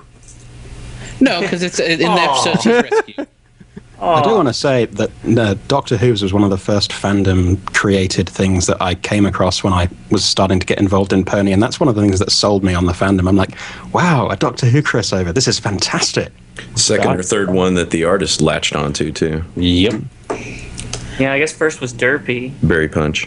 Oh, yeah, Yep. Berry Punch. Good old call. drunken It was Berry Pinot Noir Punch. until she got dubbed Berry Punch. Yeah, because they can't have, wine references to an alcoholic pony. Actually, I know I had somebody tell me at some point when they did Comic-Con 2012, one of the options they were pursuing was either doing exclusively or adding a Doctor Who's exclusive SDCC pony. I don't know if that's going to happen or not, or if they just dropped that idea or whatever, but Well, I thought that was really interesting. Well, What did they name him? It's Dr. Hoof now to avoid any potential issues, I think. yeah. At the time, it was Doctor Who's. I Right. don't know if that's, with WH. OVES. well, let me go back because actually there was something that we may have seen a little bit of what the San Diego Comic-Con pony might be. Spaz might be able to pull it out real quick, but there was a listing of what was going to be at San Diego Comic-Con, and it looked like that they were like crystal variants. Well, that was for Funko. I didn't really Funko. include it in the news because it's sort of it's going to be at San Diego Comic-Con and you're never going to be able to get it because it's San Diego Comic-Con. Of course, I say that as I have a SDCC Derpy sitting on my shelf here. That's because I had no people who go. Funko is doing some special variants, and they did a clear crystal version of Derpy is one of those they've revealed. And there's another one that they haven't, but they're both going to be, the $20 SDCC things. Also, for some reason, my camera is on. Why is my camera on? Because you're beautiful. Just the way you are. Oh, that would be why. I had the preferences pane open. I just looked up and I'm like, the green light's on my camera. I'm not using We're my all watching camera. you, Sandy. Oh man, time to get paranoid. So there is that. All right, should we do emails? Yeah, we've got a whole bunch of emails this week. I think we've already answered the first one. Email Yeah. time. but we'll read it nonetheless. Yes. Because we like reading emails, and we like getting emails. And we got too many this week. Yay. All right, well, let's go through these. I will go first, Sandy second, and then we'll just go through the list and get as many of these full papers, Pixel, Bob, Zyro, and Spaz as we go down the list. So let's go ahead and do this. Greetings to you all at Bronyville. I feel it's time for another email, so let's get right to it. By now, most of the fire kindled by the newly released Equestria Girls trailer should have died down and things are back to somewhat normal. And while it is rather entertaining to watch the internet lose their minds once again, eventually the complaints, while some valid, go to being too tiring to deal with. So I went off and did other stuff. After a few days, I decided to check what the status of the fire was, and I kept noticing one particular complaint that I couldn't really wrap my head around, so allow me to elaborate, and maybe you can provide some insight.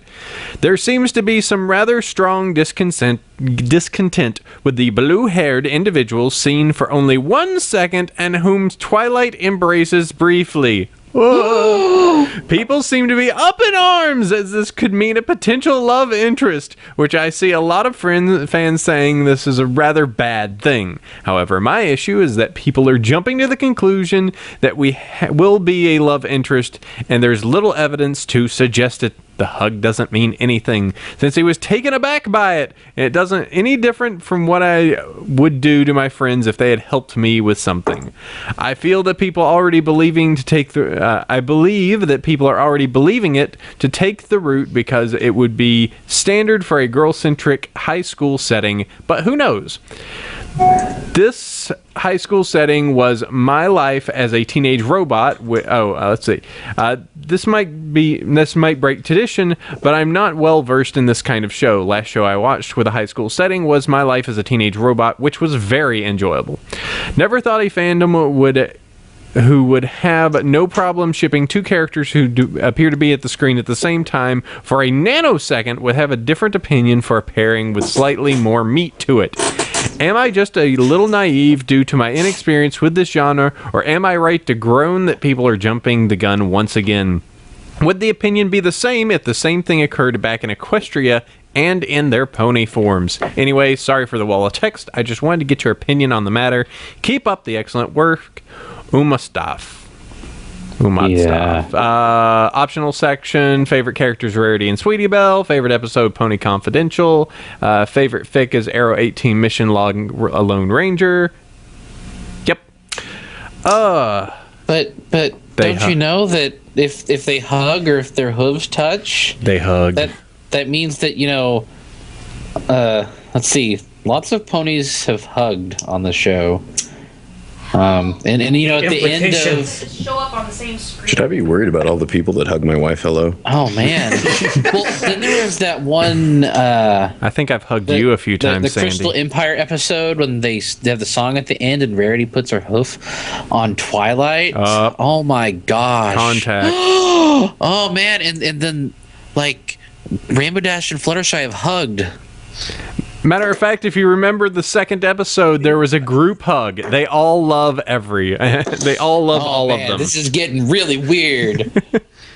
Someone in one of my Skype chats this morning theorized that blue-haired guy is actually going to betray Twilight to some Sunset Shimmer. I guess that's her name. So my thought is maybe we're dealing with like a My Little Pony Carrie remake. They're going to dump Cake Batter on her at the Princess Ball. Cake Batter, nice. And then her rage magic goes up to 11 and chaos ensues. And people start turning into cactus. Right. I'm holding out for a Buffy reference. It's always about cactus with you, isn't it? Oh man, you should see my back porch. I got some really nice blooms going on one of my cactus. I'll have to get a photo. Cacti in bloom. Yes, actually, it's really pretty. I'll have to get photos once it's done. Once we're done here, and I'll tweet it. I don't know. I don't think they'd go. The DHX would go down that route. Now, I don't think they would.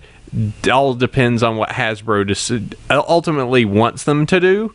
But I have enough of a feeling that the creative talents there would go like, I don't have much fear that it would. If they did it, they would do it smart. As much as. We have this entire arc with Spike and Rarity, and it goes back and forth, and for the most part, it looks like puppy love. But we go along with it. See what you did. Wah, wah. That was completely accidental, but it works so well.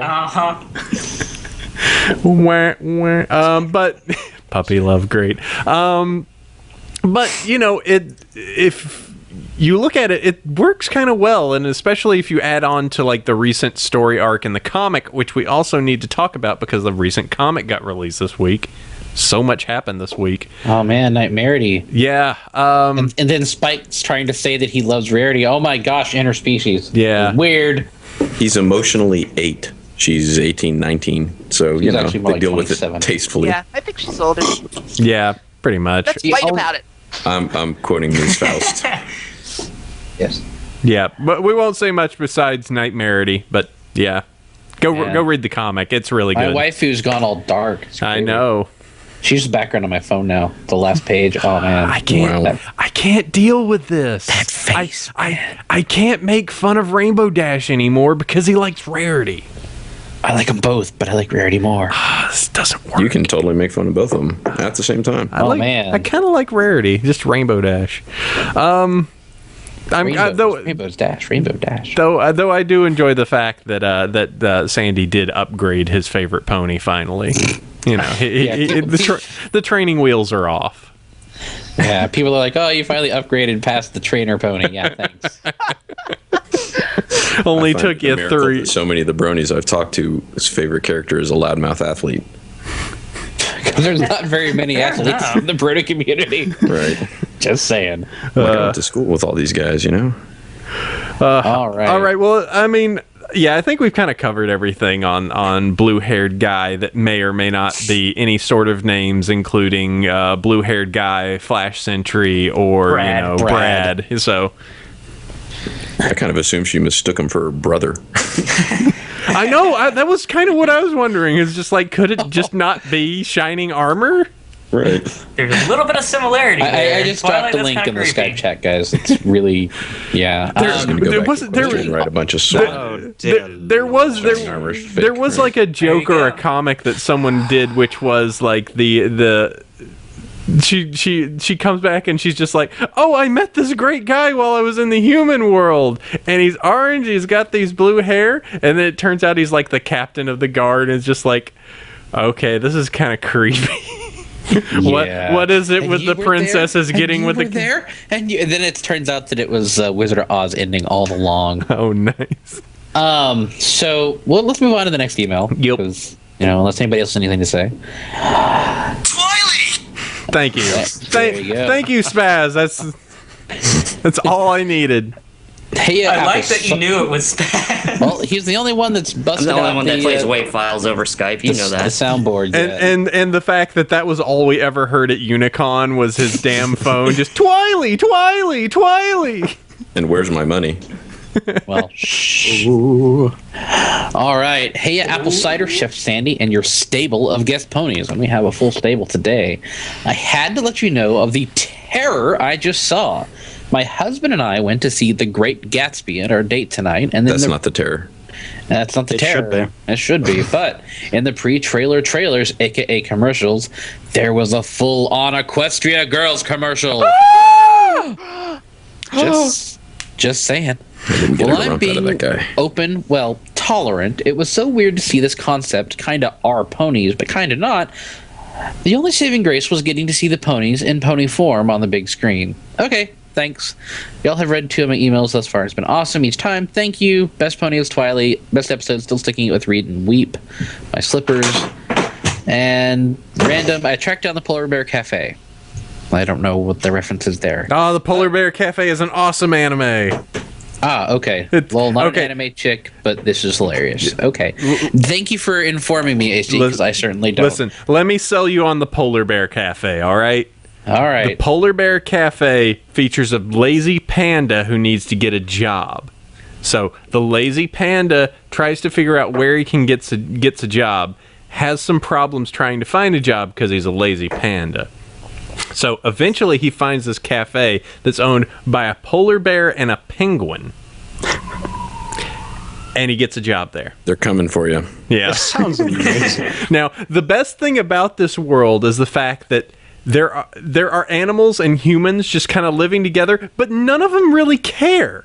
Like, there's just animals and humans interacting. The weirdest scene of them all was he tried to get a job at a zoo where the humans would come and watch the animals who, when they get off of their job, just go home. It made me like, why care to go to a zoo when they're just there? It's for kids, but it's also kind of bizarre. Polar Bear Cafe, it's pretty good.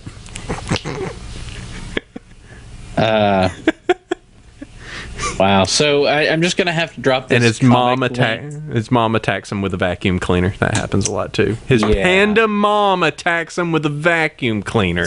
Okay. Well, that letter was from Carolyn Kennedy. Yes. So thank you very much. Thank you. And I'm gonna have to think to myself, oh, so it's JFK's daughter listens to our show. I'll pretend that's the case. I do have to ask, and maybe Bob could answer this. If someone wanted, you'd have to figure out probably how with Hasbro legal, but if you wanted to do something where you were going to actually show some of the episodes up on a big screen, I'm trying to think how you would do that so that Hasbro wouldn't come with,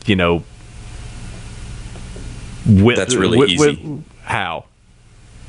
Show the original ads. Okay. Do not charge or require any kind of admission to see it. So if you wanted to do it at a convention, you'd want to show the original ads, and you do not require a con badge to get into that room. Any guest of the hotel is welcome to walk in and watch. Okay. Done. But if you wanted to do it at an actual movie theater, that's my kind of thing. It would just have to be something where, well, you're going to have rent the theater, free admission. Yeah. Yep. And then just take donations. Ooh. Oh, that's yeah, that's dangerous. Yeah, and unless I'm being dead serious here, I realize it's going to sound like sarcasm, unless you're doing it in a church, in which case you can do donations and no one will question that they are in fact admission. In fact.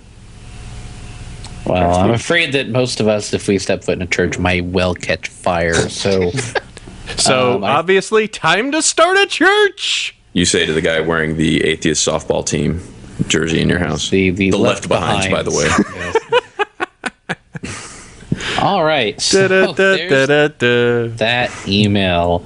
So why don't we let the next one go to Miss Pixel Kitties? All right. Let's see. I highlighted. Greetings, Mr. Cider and Mr. Sandy. I've been a listener of Bronyville for over a year and a half now, and as a podcaster myself, I have to say I'm impressed with the amount of work you guys have to put into the show for over 2 years. It's a really high-quality podcast, and although I can't listen to every episode every week, it certainly is a constant spot on my iPod. Anyway, I come here to propose a topic for future episodes. The Brazilian Brony community, I'm one of the founders and administrators of Curitiba Bronies, the Brony group in Curitiba, where the second national meetup will occur in July. I would gladly join you guys to share some of the stories surrounding Curitiba Bronies' creation, especially since it happened precisely because of a Bronyville episode. And don't worry, my English is really good. I don't know how you guys choose what topics to talk about, but I hope you at least think about it a little and talk to me if you like the idea. Pony on, Renan, Naner, Greca. I really hope it's Nanner. His special talent's bananas. My name is Nanner Greca. And I like pancakes. That's really cool. We always like to hear about the international community that's popped up around the show. Mm-hmm. So that'd be cool if we could. We'll arrange that here in the near future. We've had the MBS guys, the Malaysian Bronies, on before, which have been really cool. We've had the guys from Galacon over. We've had Buck over. So that Why not Brazil? Plus, you could pick up some Portuguese phrases for the churrascaria later. That's right. Yeah, man. Fogo de Show. I won't be able to eat there in November. You won't? No.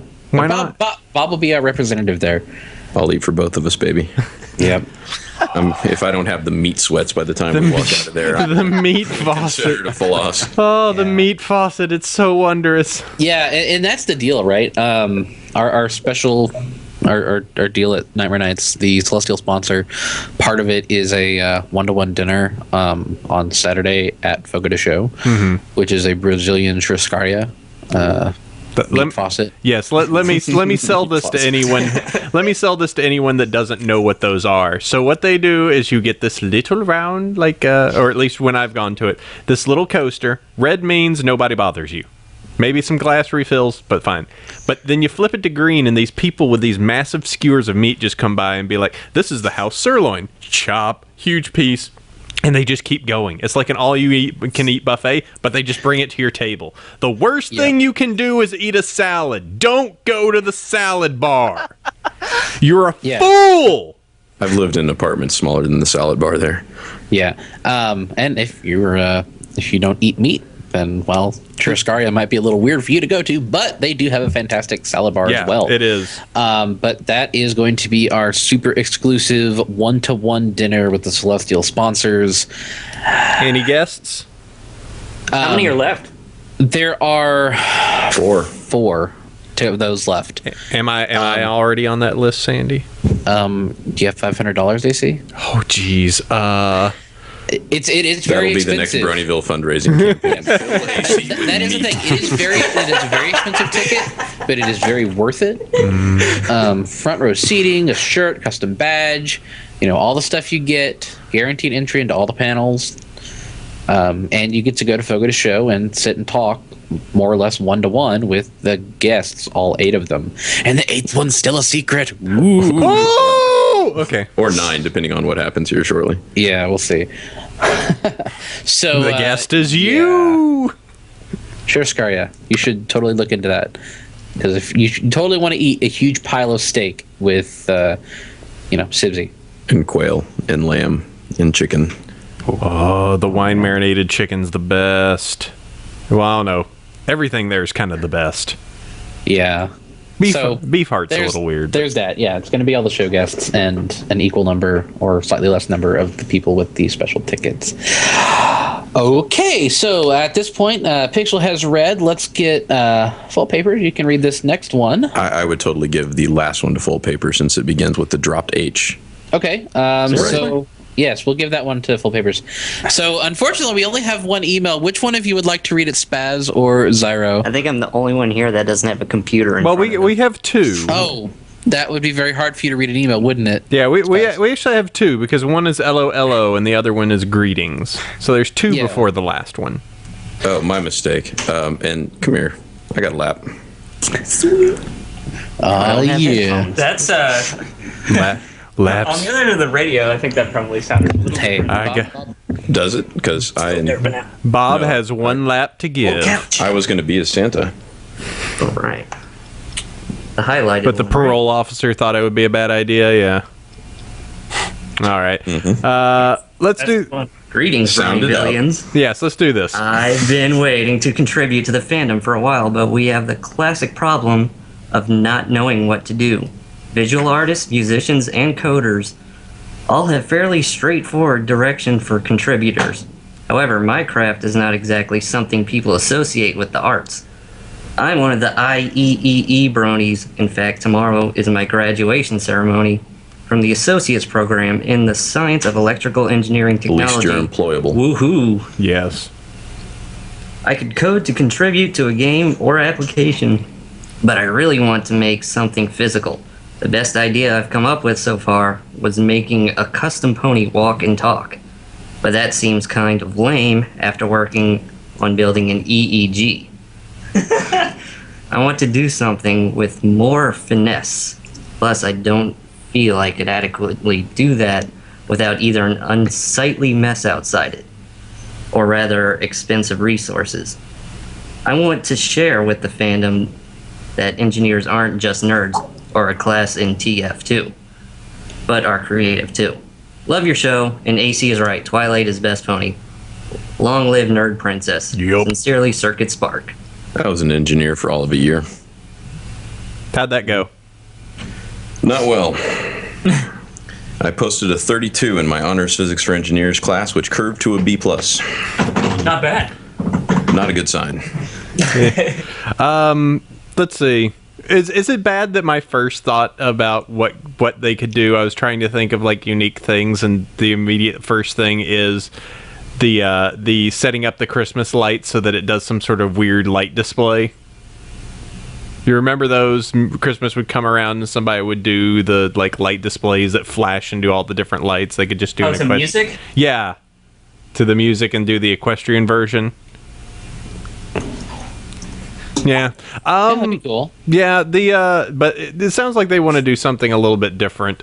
What would I say? I mean, electrical engineer. No, I had that person that was doing a lantern, but that was more metal work a while back, and I wonder how that went. Haven't heard anything from them. What would anybody have an idea? Something that could be engineered? It's a good question. Someone makes a Fallout Equestria Pip-Boy. There you go. There we go. Yeah, Fallout Equestria Pip-Boy. It tells you, you are not a horse. Why are you wearing this? Oh, man, it's from Fallout Equestria. That's all it says. It just, you put it on, it says, you are not a horse. You are not a horse. You are not a horse. Unacceptable, and it like sticks you with little needles, like poke, poke, take me off, take me off, take me off. There, make a build a small representation of the mirror to Equestria, or to human Equestria. So it Sunshot Shimmer's head. Yes. build a walking talking sweetie bot. Ooh, Yes. there you go.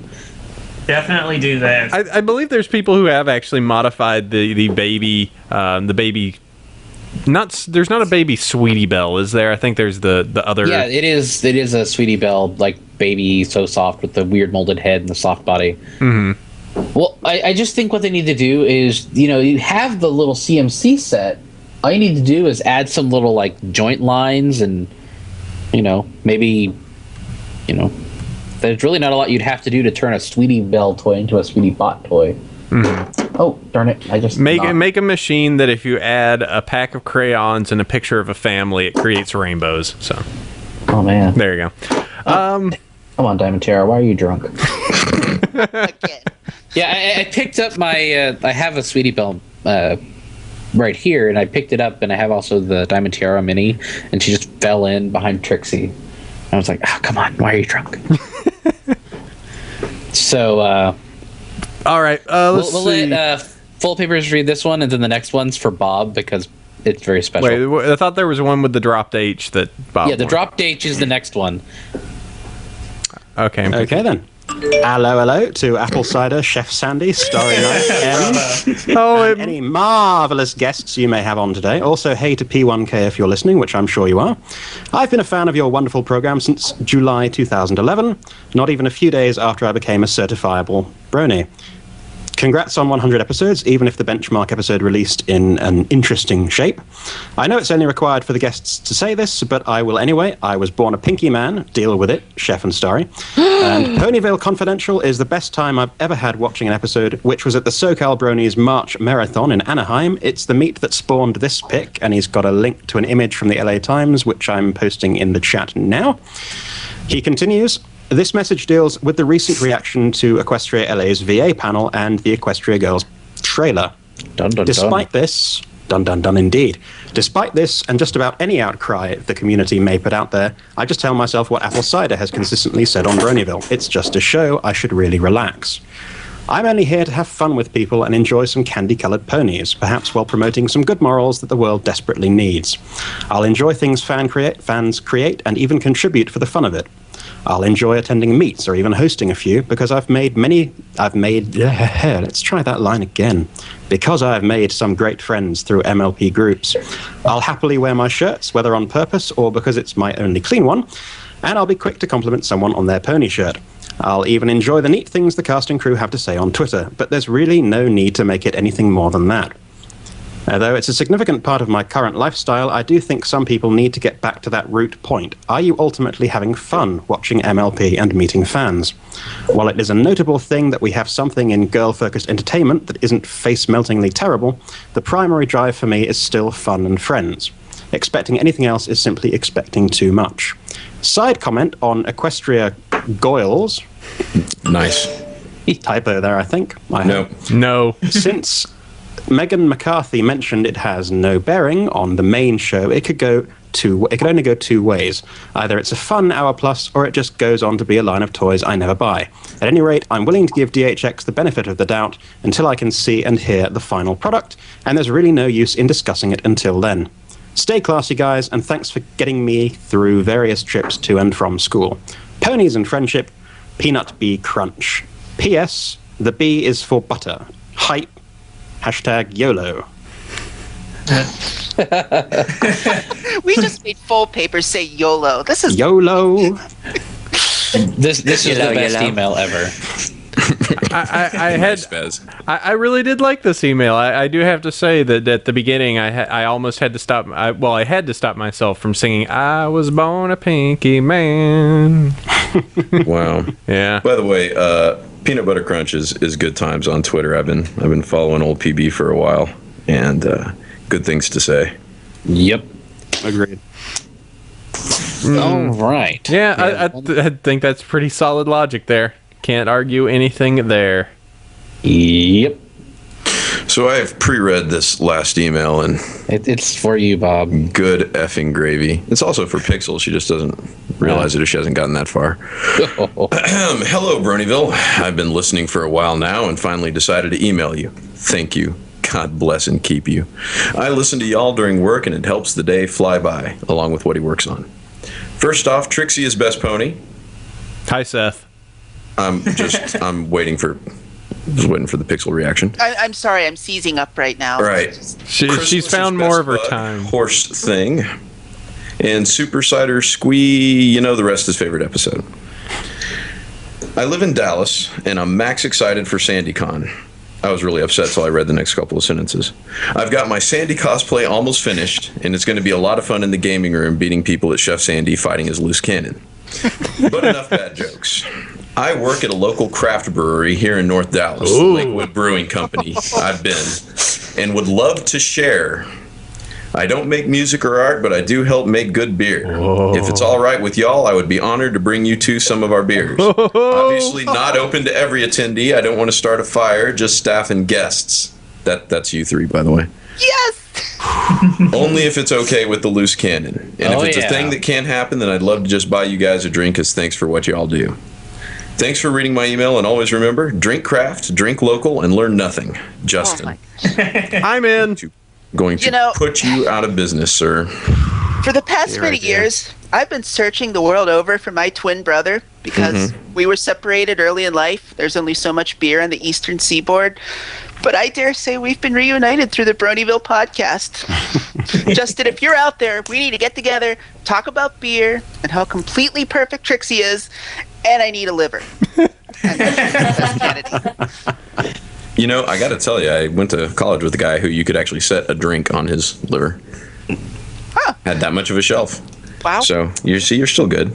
Oh, man. He runs a nuclear power plant now, just FYI. Well, it could be... Funny how things end up. Mm-hmm. Yeah. Between this and the Brazilian restaurant, the convention is sounding more and more tempting. Gotta come. Though I do have to say it's going to be a little bit bizarre getting to the brewery because I understand you have to walk through a mirror to get to it. So, right. Better watch out. And hey, we do it right. They'll just bring the beer to us. What are you talking about? Where are we going after the show? Oh, I don't know. I don't know. I just all right. We're gonna have brewery friends. I'm happy with this. Best convention ever. Yeah. It also doesn't hurt that there's a bar in the hotel, and well, it's Addison, so there's bars all over the place. You know what we should do is if I'm sure some of the guests could also enjoy a Mighty Brew if they are able. We probably sneak them over there and just have a big good time. We'll see. That sounds fun. It's a super secret Londoner trip. Absolutely. Okay. Super secret. That's where I'm setting up the Con HQ. Shh. That's why it's a secret. I'm now we're going to the 5-star iTunes Bronies, and we're like, I forgot to do that. I'm getting it right now. Yes, and I had to quickly go to the donations because we've got several this week, but I didn't write it down. Don't worry, I was so good. I was getting everything ready to go before Bob and I went to go do disc golf. Disc golf. Yes. It's actually kind of fun. Yeah, disc golf. And Frolf. Yeah, and that's it. So that's the 3 for this week. Okay, all right. 5 Iron, you didn't comment this week. What are you doing? You casual. All right, well, let's go ahead and do this. Thanks to all those first that emailed across to us. It's always awesome to get your emails, so please email across to us at bronyville@gmail.com. It's great when you send it across, and we'll talk about your email on the show. And criticisms, I guess we'll read, and nod. Make them be helpful. Wow, where are we this week? So, iTunes Bronies, our current rating on iTunes is 805 ratings with 790 5-star ratings. Thank you all very, and we're not really up there in the what's hot this week, but that's okay because we're there a lot. We're what, tepid? We're tepid, yes. What's tepid? Lukewarm. Warm-ish. Yes. I actually have to thank one of our friends. Actually, I believe it is Desert. He's Sweetie. He's the local friend of ours, correct? I'm sorry. I'm so like busted in my brain. Our friend that I'm just making myself look dumb right now. But we actually had someone revectorize our stuff, so we'll have a high quality image. Finicus? There we go. Thank you. For some reason, I'm after 2 hours of recording. Thanks to Finicus, we're gonna have a new logo or a less blurry logo up on like iTunes and everything, so we can actually get further sponsored. But yes, 805 ratings, 795 star ratings. So thank you very much to Crank, Scratch, Desert Nocturne, and Man with Good Taste for leaving written reviews on the U.S. iTunes stores. You guys rock, woohoo! As for donations, want to thank to Dennis H., Donald D., Eric E., and Philip G. for leaving donations this week. That all helps us push forward. As said, we're getting close into the convention season. The more cons we can take care of and pay for, the more awesome content we can get. So if you can find a way to pay to give us a little bit for the content that we give you every single week, don't feel like you have to, but we would adore you, and we will say your name and sing your praises amongst all of our lovely fans. So thank you all. All right. Let's bring this close to a close. It's time for one cool thing. It's time for all of us to donate one very, very nice thing. It looks like that Zyro and Spaz are not on this list yet, so they're going to need to figure it out. We just kind of popped in at the very last second. Yeah, so let's add them to the bottom, Sandy, while I talk about this one. My one cool thing. So as we kind of talked about last week, the EQLA happened, and it was closed off, and there was not much to be said, not much that, came out of the official streamed panels and everything. But there were some very good interviews, and these are friends of ours through the super secretive Pony Free Press group that we are a part of. But this is shadowy cable. I know we're controlling everything through our secret group. But this is a listing of all the interviews that they collected at Equestria LA 2013 from Ponyville Live. And they have interviews with Amy Keating-Rogers, Andrea Libman, Brenda Cruchlow, Kathy Weislick, Cindy Morrow, DJ Garkina, Michelle Krieber, Tabitha St. Germain, and Taps. So they have a good selection of interviews. Glittering Pony from EQLA watched them and said that she adored them all, and you should go check that out. They are a bunch of interviews, all about 10 to 30 minutes in length. It's over 2 hours total. Yep. So they have a great amount of 2 hours. Yes, it is. So go check that out. Help himself. That is my link. Just some nice little interviews with all of those guests from the Ponyville Live team. Sandykins? All right, my one cool thing is the YouTube channel of Equestrian Lord. Oh no. It's metal, but pony. It's pony metal. And to me, that's pretty darn awesome. There have actually been some really good stuff released recently, and one of our outro song this week is actually from in the similar vein. So Equestrian Lord is really cool, but also Gato Paint did some pretty cool stuff.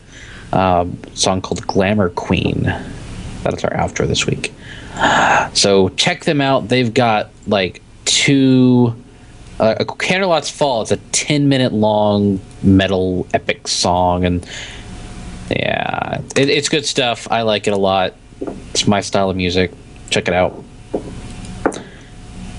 I would totally love to have like a pony metal concert. We'll have Warbalist and Question Lord and Cyril come in. Yeah, because there's nothing more metal than My Little Pony. Yeah, totally.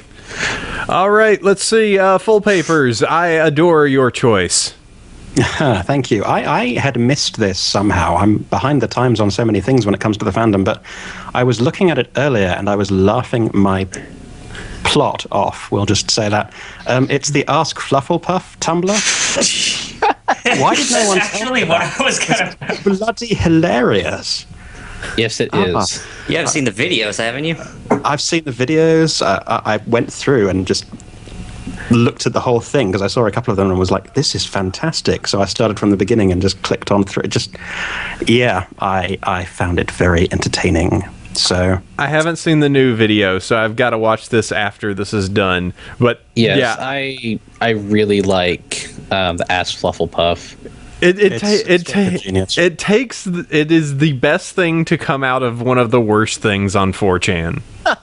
Wait, was that where that started? Because I had the no fluffy idea. ponies, yeah. The basis was fluffy ponies were just these ultra cute, super adorable things that would just end up easily getting mangled and killed. Yeah, it's humanity's attempt to clone ponies, and they come out these super fluffy and very, very dumb things that die at the drop of a hat. So this is Flufflepuff, and she's done a very good job of surviving thus far. Go back and play Lemming. And she is not entirely bright, but also ridiculously adorable. I think the worst, my favorite, darkest one in it was, are there any other Flufflepuffs? And the picture is her staring in a mirror. That's how it goes. The wheel is spinning, but the hamster is dead. The one, there's a bug on your nose, and it's Chrysalis balancing on Fluffle Snow going, ta-da! The one recently, does he look like a filly? And she's dressed up. That's the one I saw this morning, and I was like, oh my. Yeah. Have you and Chrysalis ever done The Thing together? The Thing. The Thing. It's the movie The Thing, and Puff's afraid of Chrysalis. Have you ever read wouldn't be Cupcakes? afraid of Chrysalis to begin with. But yeah, it's all good stuff. It's all the crossovers too with Dan versus Friends of the Magic. Yeah, Dan lives in Equestria now. Yeah. Oh, there was a Flufflepuff racing game. I Yeah. remember Go that. fast. Yeah. Where you had to hammer on spacebar, but if you do it too fast, she falls and dies. If you do it It's too slow, easy. she Just set up a falls. macro and, tell it to hit it, Cheater. 50 times a second, and Cheater. Hacks. Hacks. it actually breaks the game. You monitor road. No, does it? Let's go 0 to Mach 5, and her fluff flies away, and you discover there's nothing else to her but fluff. Oh, dark secrets here. All right. Pixel, you have a good one. My one cool thing this week is actually a cool person, and that Yay. is Heather Breckel, the colorist on the My Little Pony official comics. She's really, really nice and scary amounts of talented, and not only, obviously for the color work she does, but she's a really good artist in her own right. And, colorists don't always get the same TLC as writers and artists. Her work really does bring so much vibrancy to the comic, and a thematic consistency between the line artists. She really is amazing, and she's great. And so you should check out her DeviantArt page and follow her Twitter, which will be in the show doc, and I will also link them in the chat. Already linked by Full. Awesome. Yep, she is really cool. She follows me, and I talk to her from time to time. And she was on our show recently, so. Yeah, and really, the trade just came out, the trade paperback. Yes. For the IDW, the first arc, and you can just all the colors in there, all the crazy, vibrancy involved in that is all her. She also did the fantastic Rarity micro coloring. Well, she's done actually all the coloration, I think. That's like her thing, which is cool. I mean, she's good at it, very good at it. Brilliant at it. Yep. All right, Bob. Okay.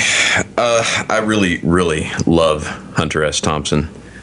And so I had to link my one cool thing because I cannot do his mode of speech any justice, right? But if you've ever read Hunter S. Thompson or even watched Fear and Loathing in Las Vegas, you can just imagine this in his voice. Now, apologies because this did trump my other competition for one cool thing, which is my wife is now the faculty sponsor of a new Brony club at her high school. Ooh. Right.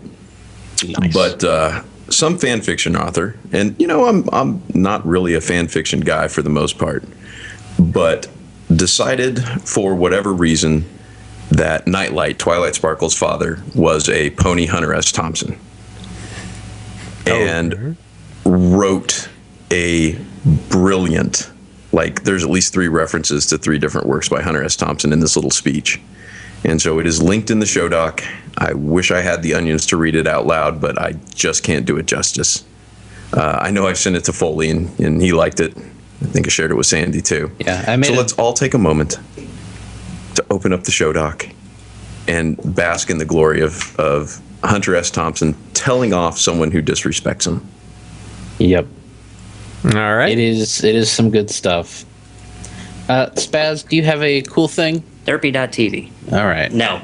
My cool thing is also a person. She goes by Krausevich on DeviantArt.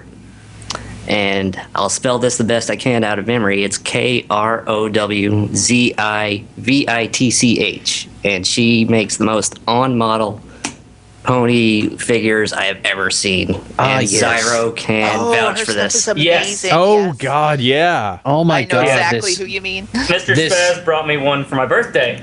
Oh, my God, OC this pony. Bayanarity. Absolutely adorable. Oh, my God. I also ordered a berry punch for myself. Very happy with it. Very happy with it? Very happy with it. Oh. Oh, man. Sorry. This right here. Oh, In my fact, God. Sibsy also... In fact, Sibsy did not get a commission spot, but someone was nice enough to give her theirs. And she commissioned a Sibsy pony and a Mando pony. Mm-hmm. That was They're really, really cute. They are Those super just cute. recently showed up that were on also Twitter. made in the same lot as my commission, so yay. Yes. Wow, that- Check out the Bayonetta rarity, though. Oh, Wow. man. Yeah, that's amazing. Check this Good out, thing Starry. Serial's not on this week. Yeah, just you would hear that thunk as he passed out. Yeah, His laptop hit the ground. Right. I'm tweeting that. I'm so glad that DeviantArt added the tweet this thing. Yes. I'm just like, Yes, yeah, check thank this God. out. And on for this and pretty much anything. Yes, tumble this. Tumble this, whatever the term is. I cannot imagine the work that went into that and the amount of money that person had to pay. Because, the wings, the diamond logo in it, oh, man. Oh, wow. I like the Twilight This is the Starling. surprising part with the that spike all head. commissions are $60 a piece. Done. Getting one. Devil May Shy, Twilight Really? Starling. I have to wait until commissions Derpy actually. Link, Wonderbook compliant. Rumor has it end of May. End of May. All right. Do you, Zyro, I will task you to inform me immediately. Wonderbolt, Scootaloo. Oh, what? Man. What? I'm sorry, I was reading a chat. I task you with informing me immediately when it opens.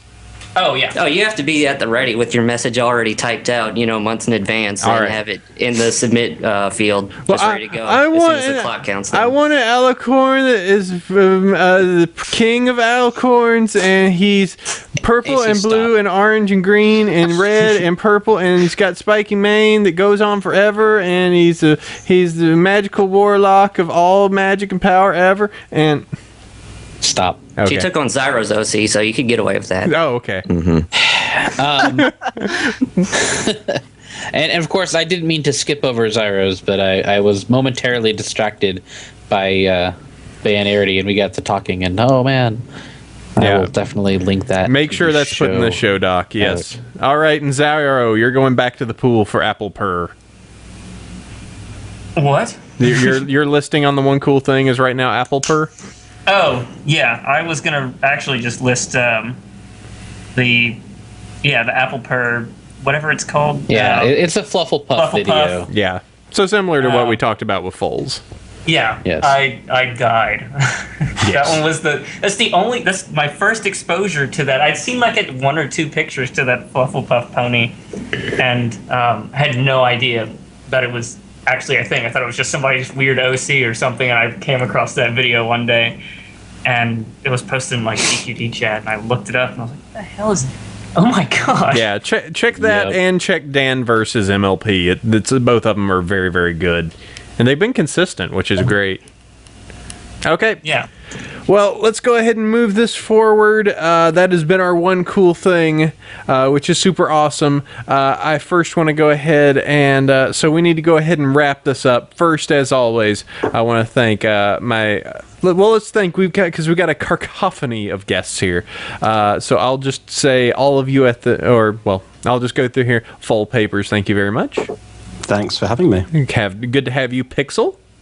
Thank you so much. I always love being here. Thank you. And love having you here, Bob. Thank you. My pleasure. Zyro, as always. Thanks for letting me invade the show today, randomly. You're welcome. And Zyro number 2, Spaz. Delighted. Great to have you. And as always, super, super great to always have my co-host, Chef Sandy. Chef, I do have to inform you, next week you're probably going to have to hold down the fort. Oh man! I'm taking a trip to Denver to go see my brother and my mom. So just a little update, but you're gonna have to hold down the place for a week. Oh well, I'm sure I can find a co-host. Figure out a way to do it. There's only a half dozen people here that are Someone play the Full House theme. Yeah, I'll believe I'll figure it out. It's the Chef Sandy show. Oh boy, it's gonna be loose cannons all day. All right. Well, and as always, thanks across to all of our excellent fans, be it if you are the ones that are there in the chat. Hello, everyone in the chat. Thank you for watching. Or if you are the types that are listening to this or, catching this on iTunes, catching this however. We love you all. Your wonderful support keeps us going. So thank you all very, very much. For now, how do you reach us? How do you get in contact with us? Here we go. You can go to bronyshow.com or bronyvillepodcast.com to see our website. bronyville@gmail.com is the email address. You can join us roughly every Saturday noon at justin.tv, Bronyville Podcast, to go see the chat and everything and be a part of this. iTunes reviews, please go to the iTunes store no matter where you are and leave us a review, hopefully a very high one if you actually enjoyed our show. We love it, keeps us up there, and, we have to fight against, my Harry Potter podcasts that have been around since the beginning of time. So we got to knock them off of their little pedestals. You can listen to the show on Celestia Radio every Tuesday at 3 p.m. Pacific, 6 p.m. Eastern, 11 p.m. UTC. My Twitter account is at Bronyville. Mine is Chef Sandy. And all of these other people have Twitter accounts all across the span of space and time. Nobody cares. I was going to say, y'all just start rattling off so you can get in touch with our fantastic stable of friends and guests. It's cool. You can blame Full Papers without following them. Yeah. I'm just at Full Papers. I'm at Pixel Kitties. I'm at TEH Bubbles. At Zyro TR1. At Spaz TH. Is that for the real one as opposed to Spaz? Yeah. Just checking. Yep. Meetup groups. I am a member of the Bronies of Northern California. And I am leader of North Texas Bronies. And then these guys are all over the DAG world. Yep. Yep. And conventions thus far, I know that I am going to the Sac Brony Expo and Nightmare Nights Dallas. And what about you, Sandy? Well, I will be down at Fiesta Equestria. I'll be down at Brony Fanfare repping Nightmare Nights Hardcore, and I will be at Nightmare Nights because if I'm not, something has gone very wrong. Oh, no. So, you can count on that, and there will be, of course, more news coming as soon as we can get it out to you about the con, because it's going to be awesome. Oh, yes, and Brony can. I forgot that. Look, that's looking pretty good. Yep. All right. Well, I really need to get my passport application in. Absolutely. Any of us making it, definitely. All right. Well, and, the host of everyone here is going to be all over the place. I'm sure Pixel will go to a half dozen. Trying to. Yeah. All right. Well, let's go ahead and wrap this. Thank you all very, very much for listening. It is always a pleasure to have you listening in. Thank you James of Spain. That is a brilliant idea, by the way. We just need to get Serial and Mike to get on with Sandy and they can just gush about Rarity for 2 hours next week. Oh man. Oh, good lord. We can argue about which episode she's the absolute best in because she's good in all of them, but just which one is she the absolute best? Oh, man. You all Sweet and elite. Sleep well, every pony.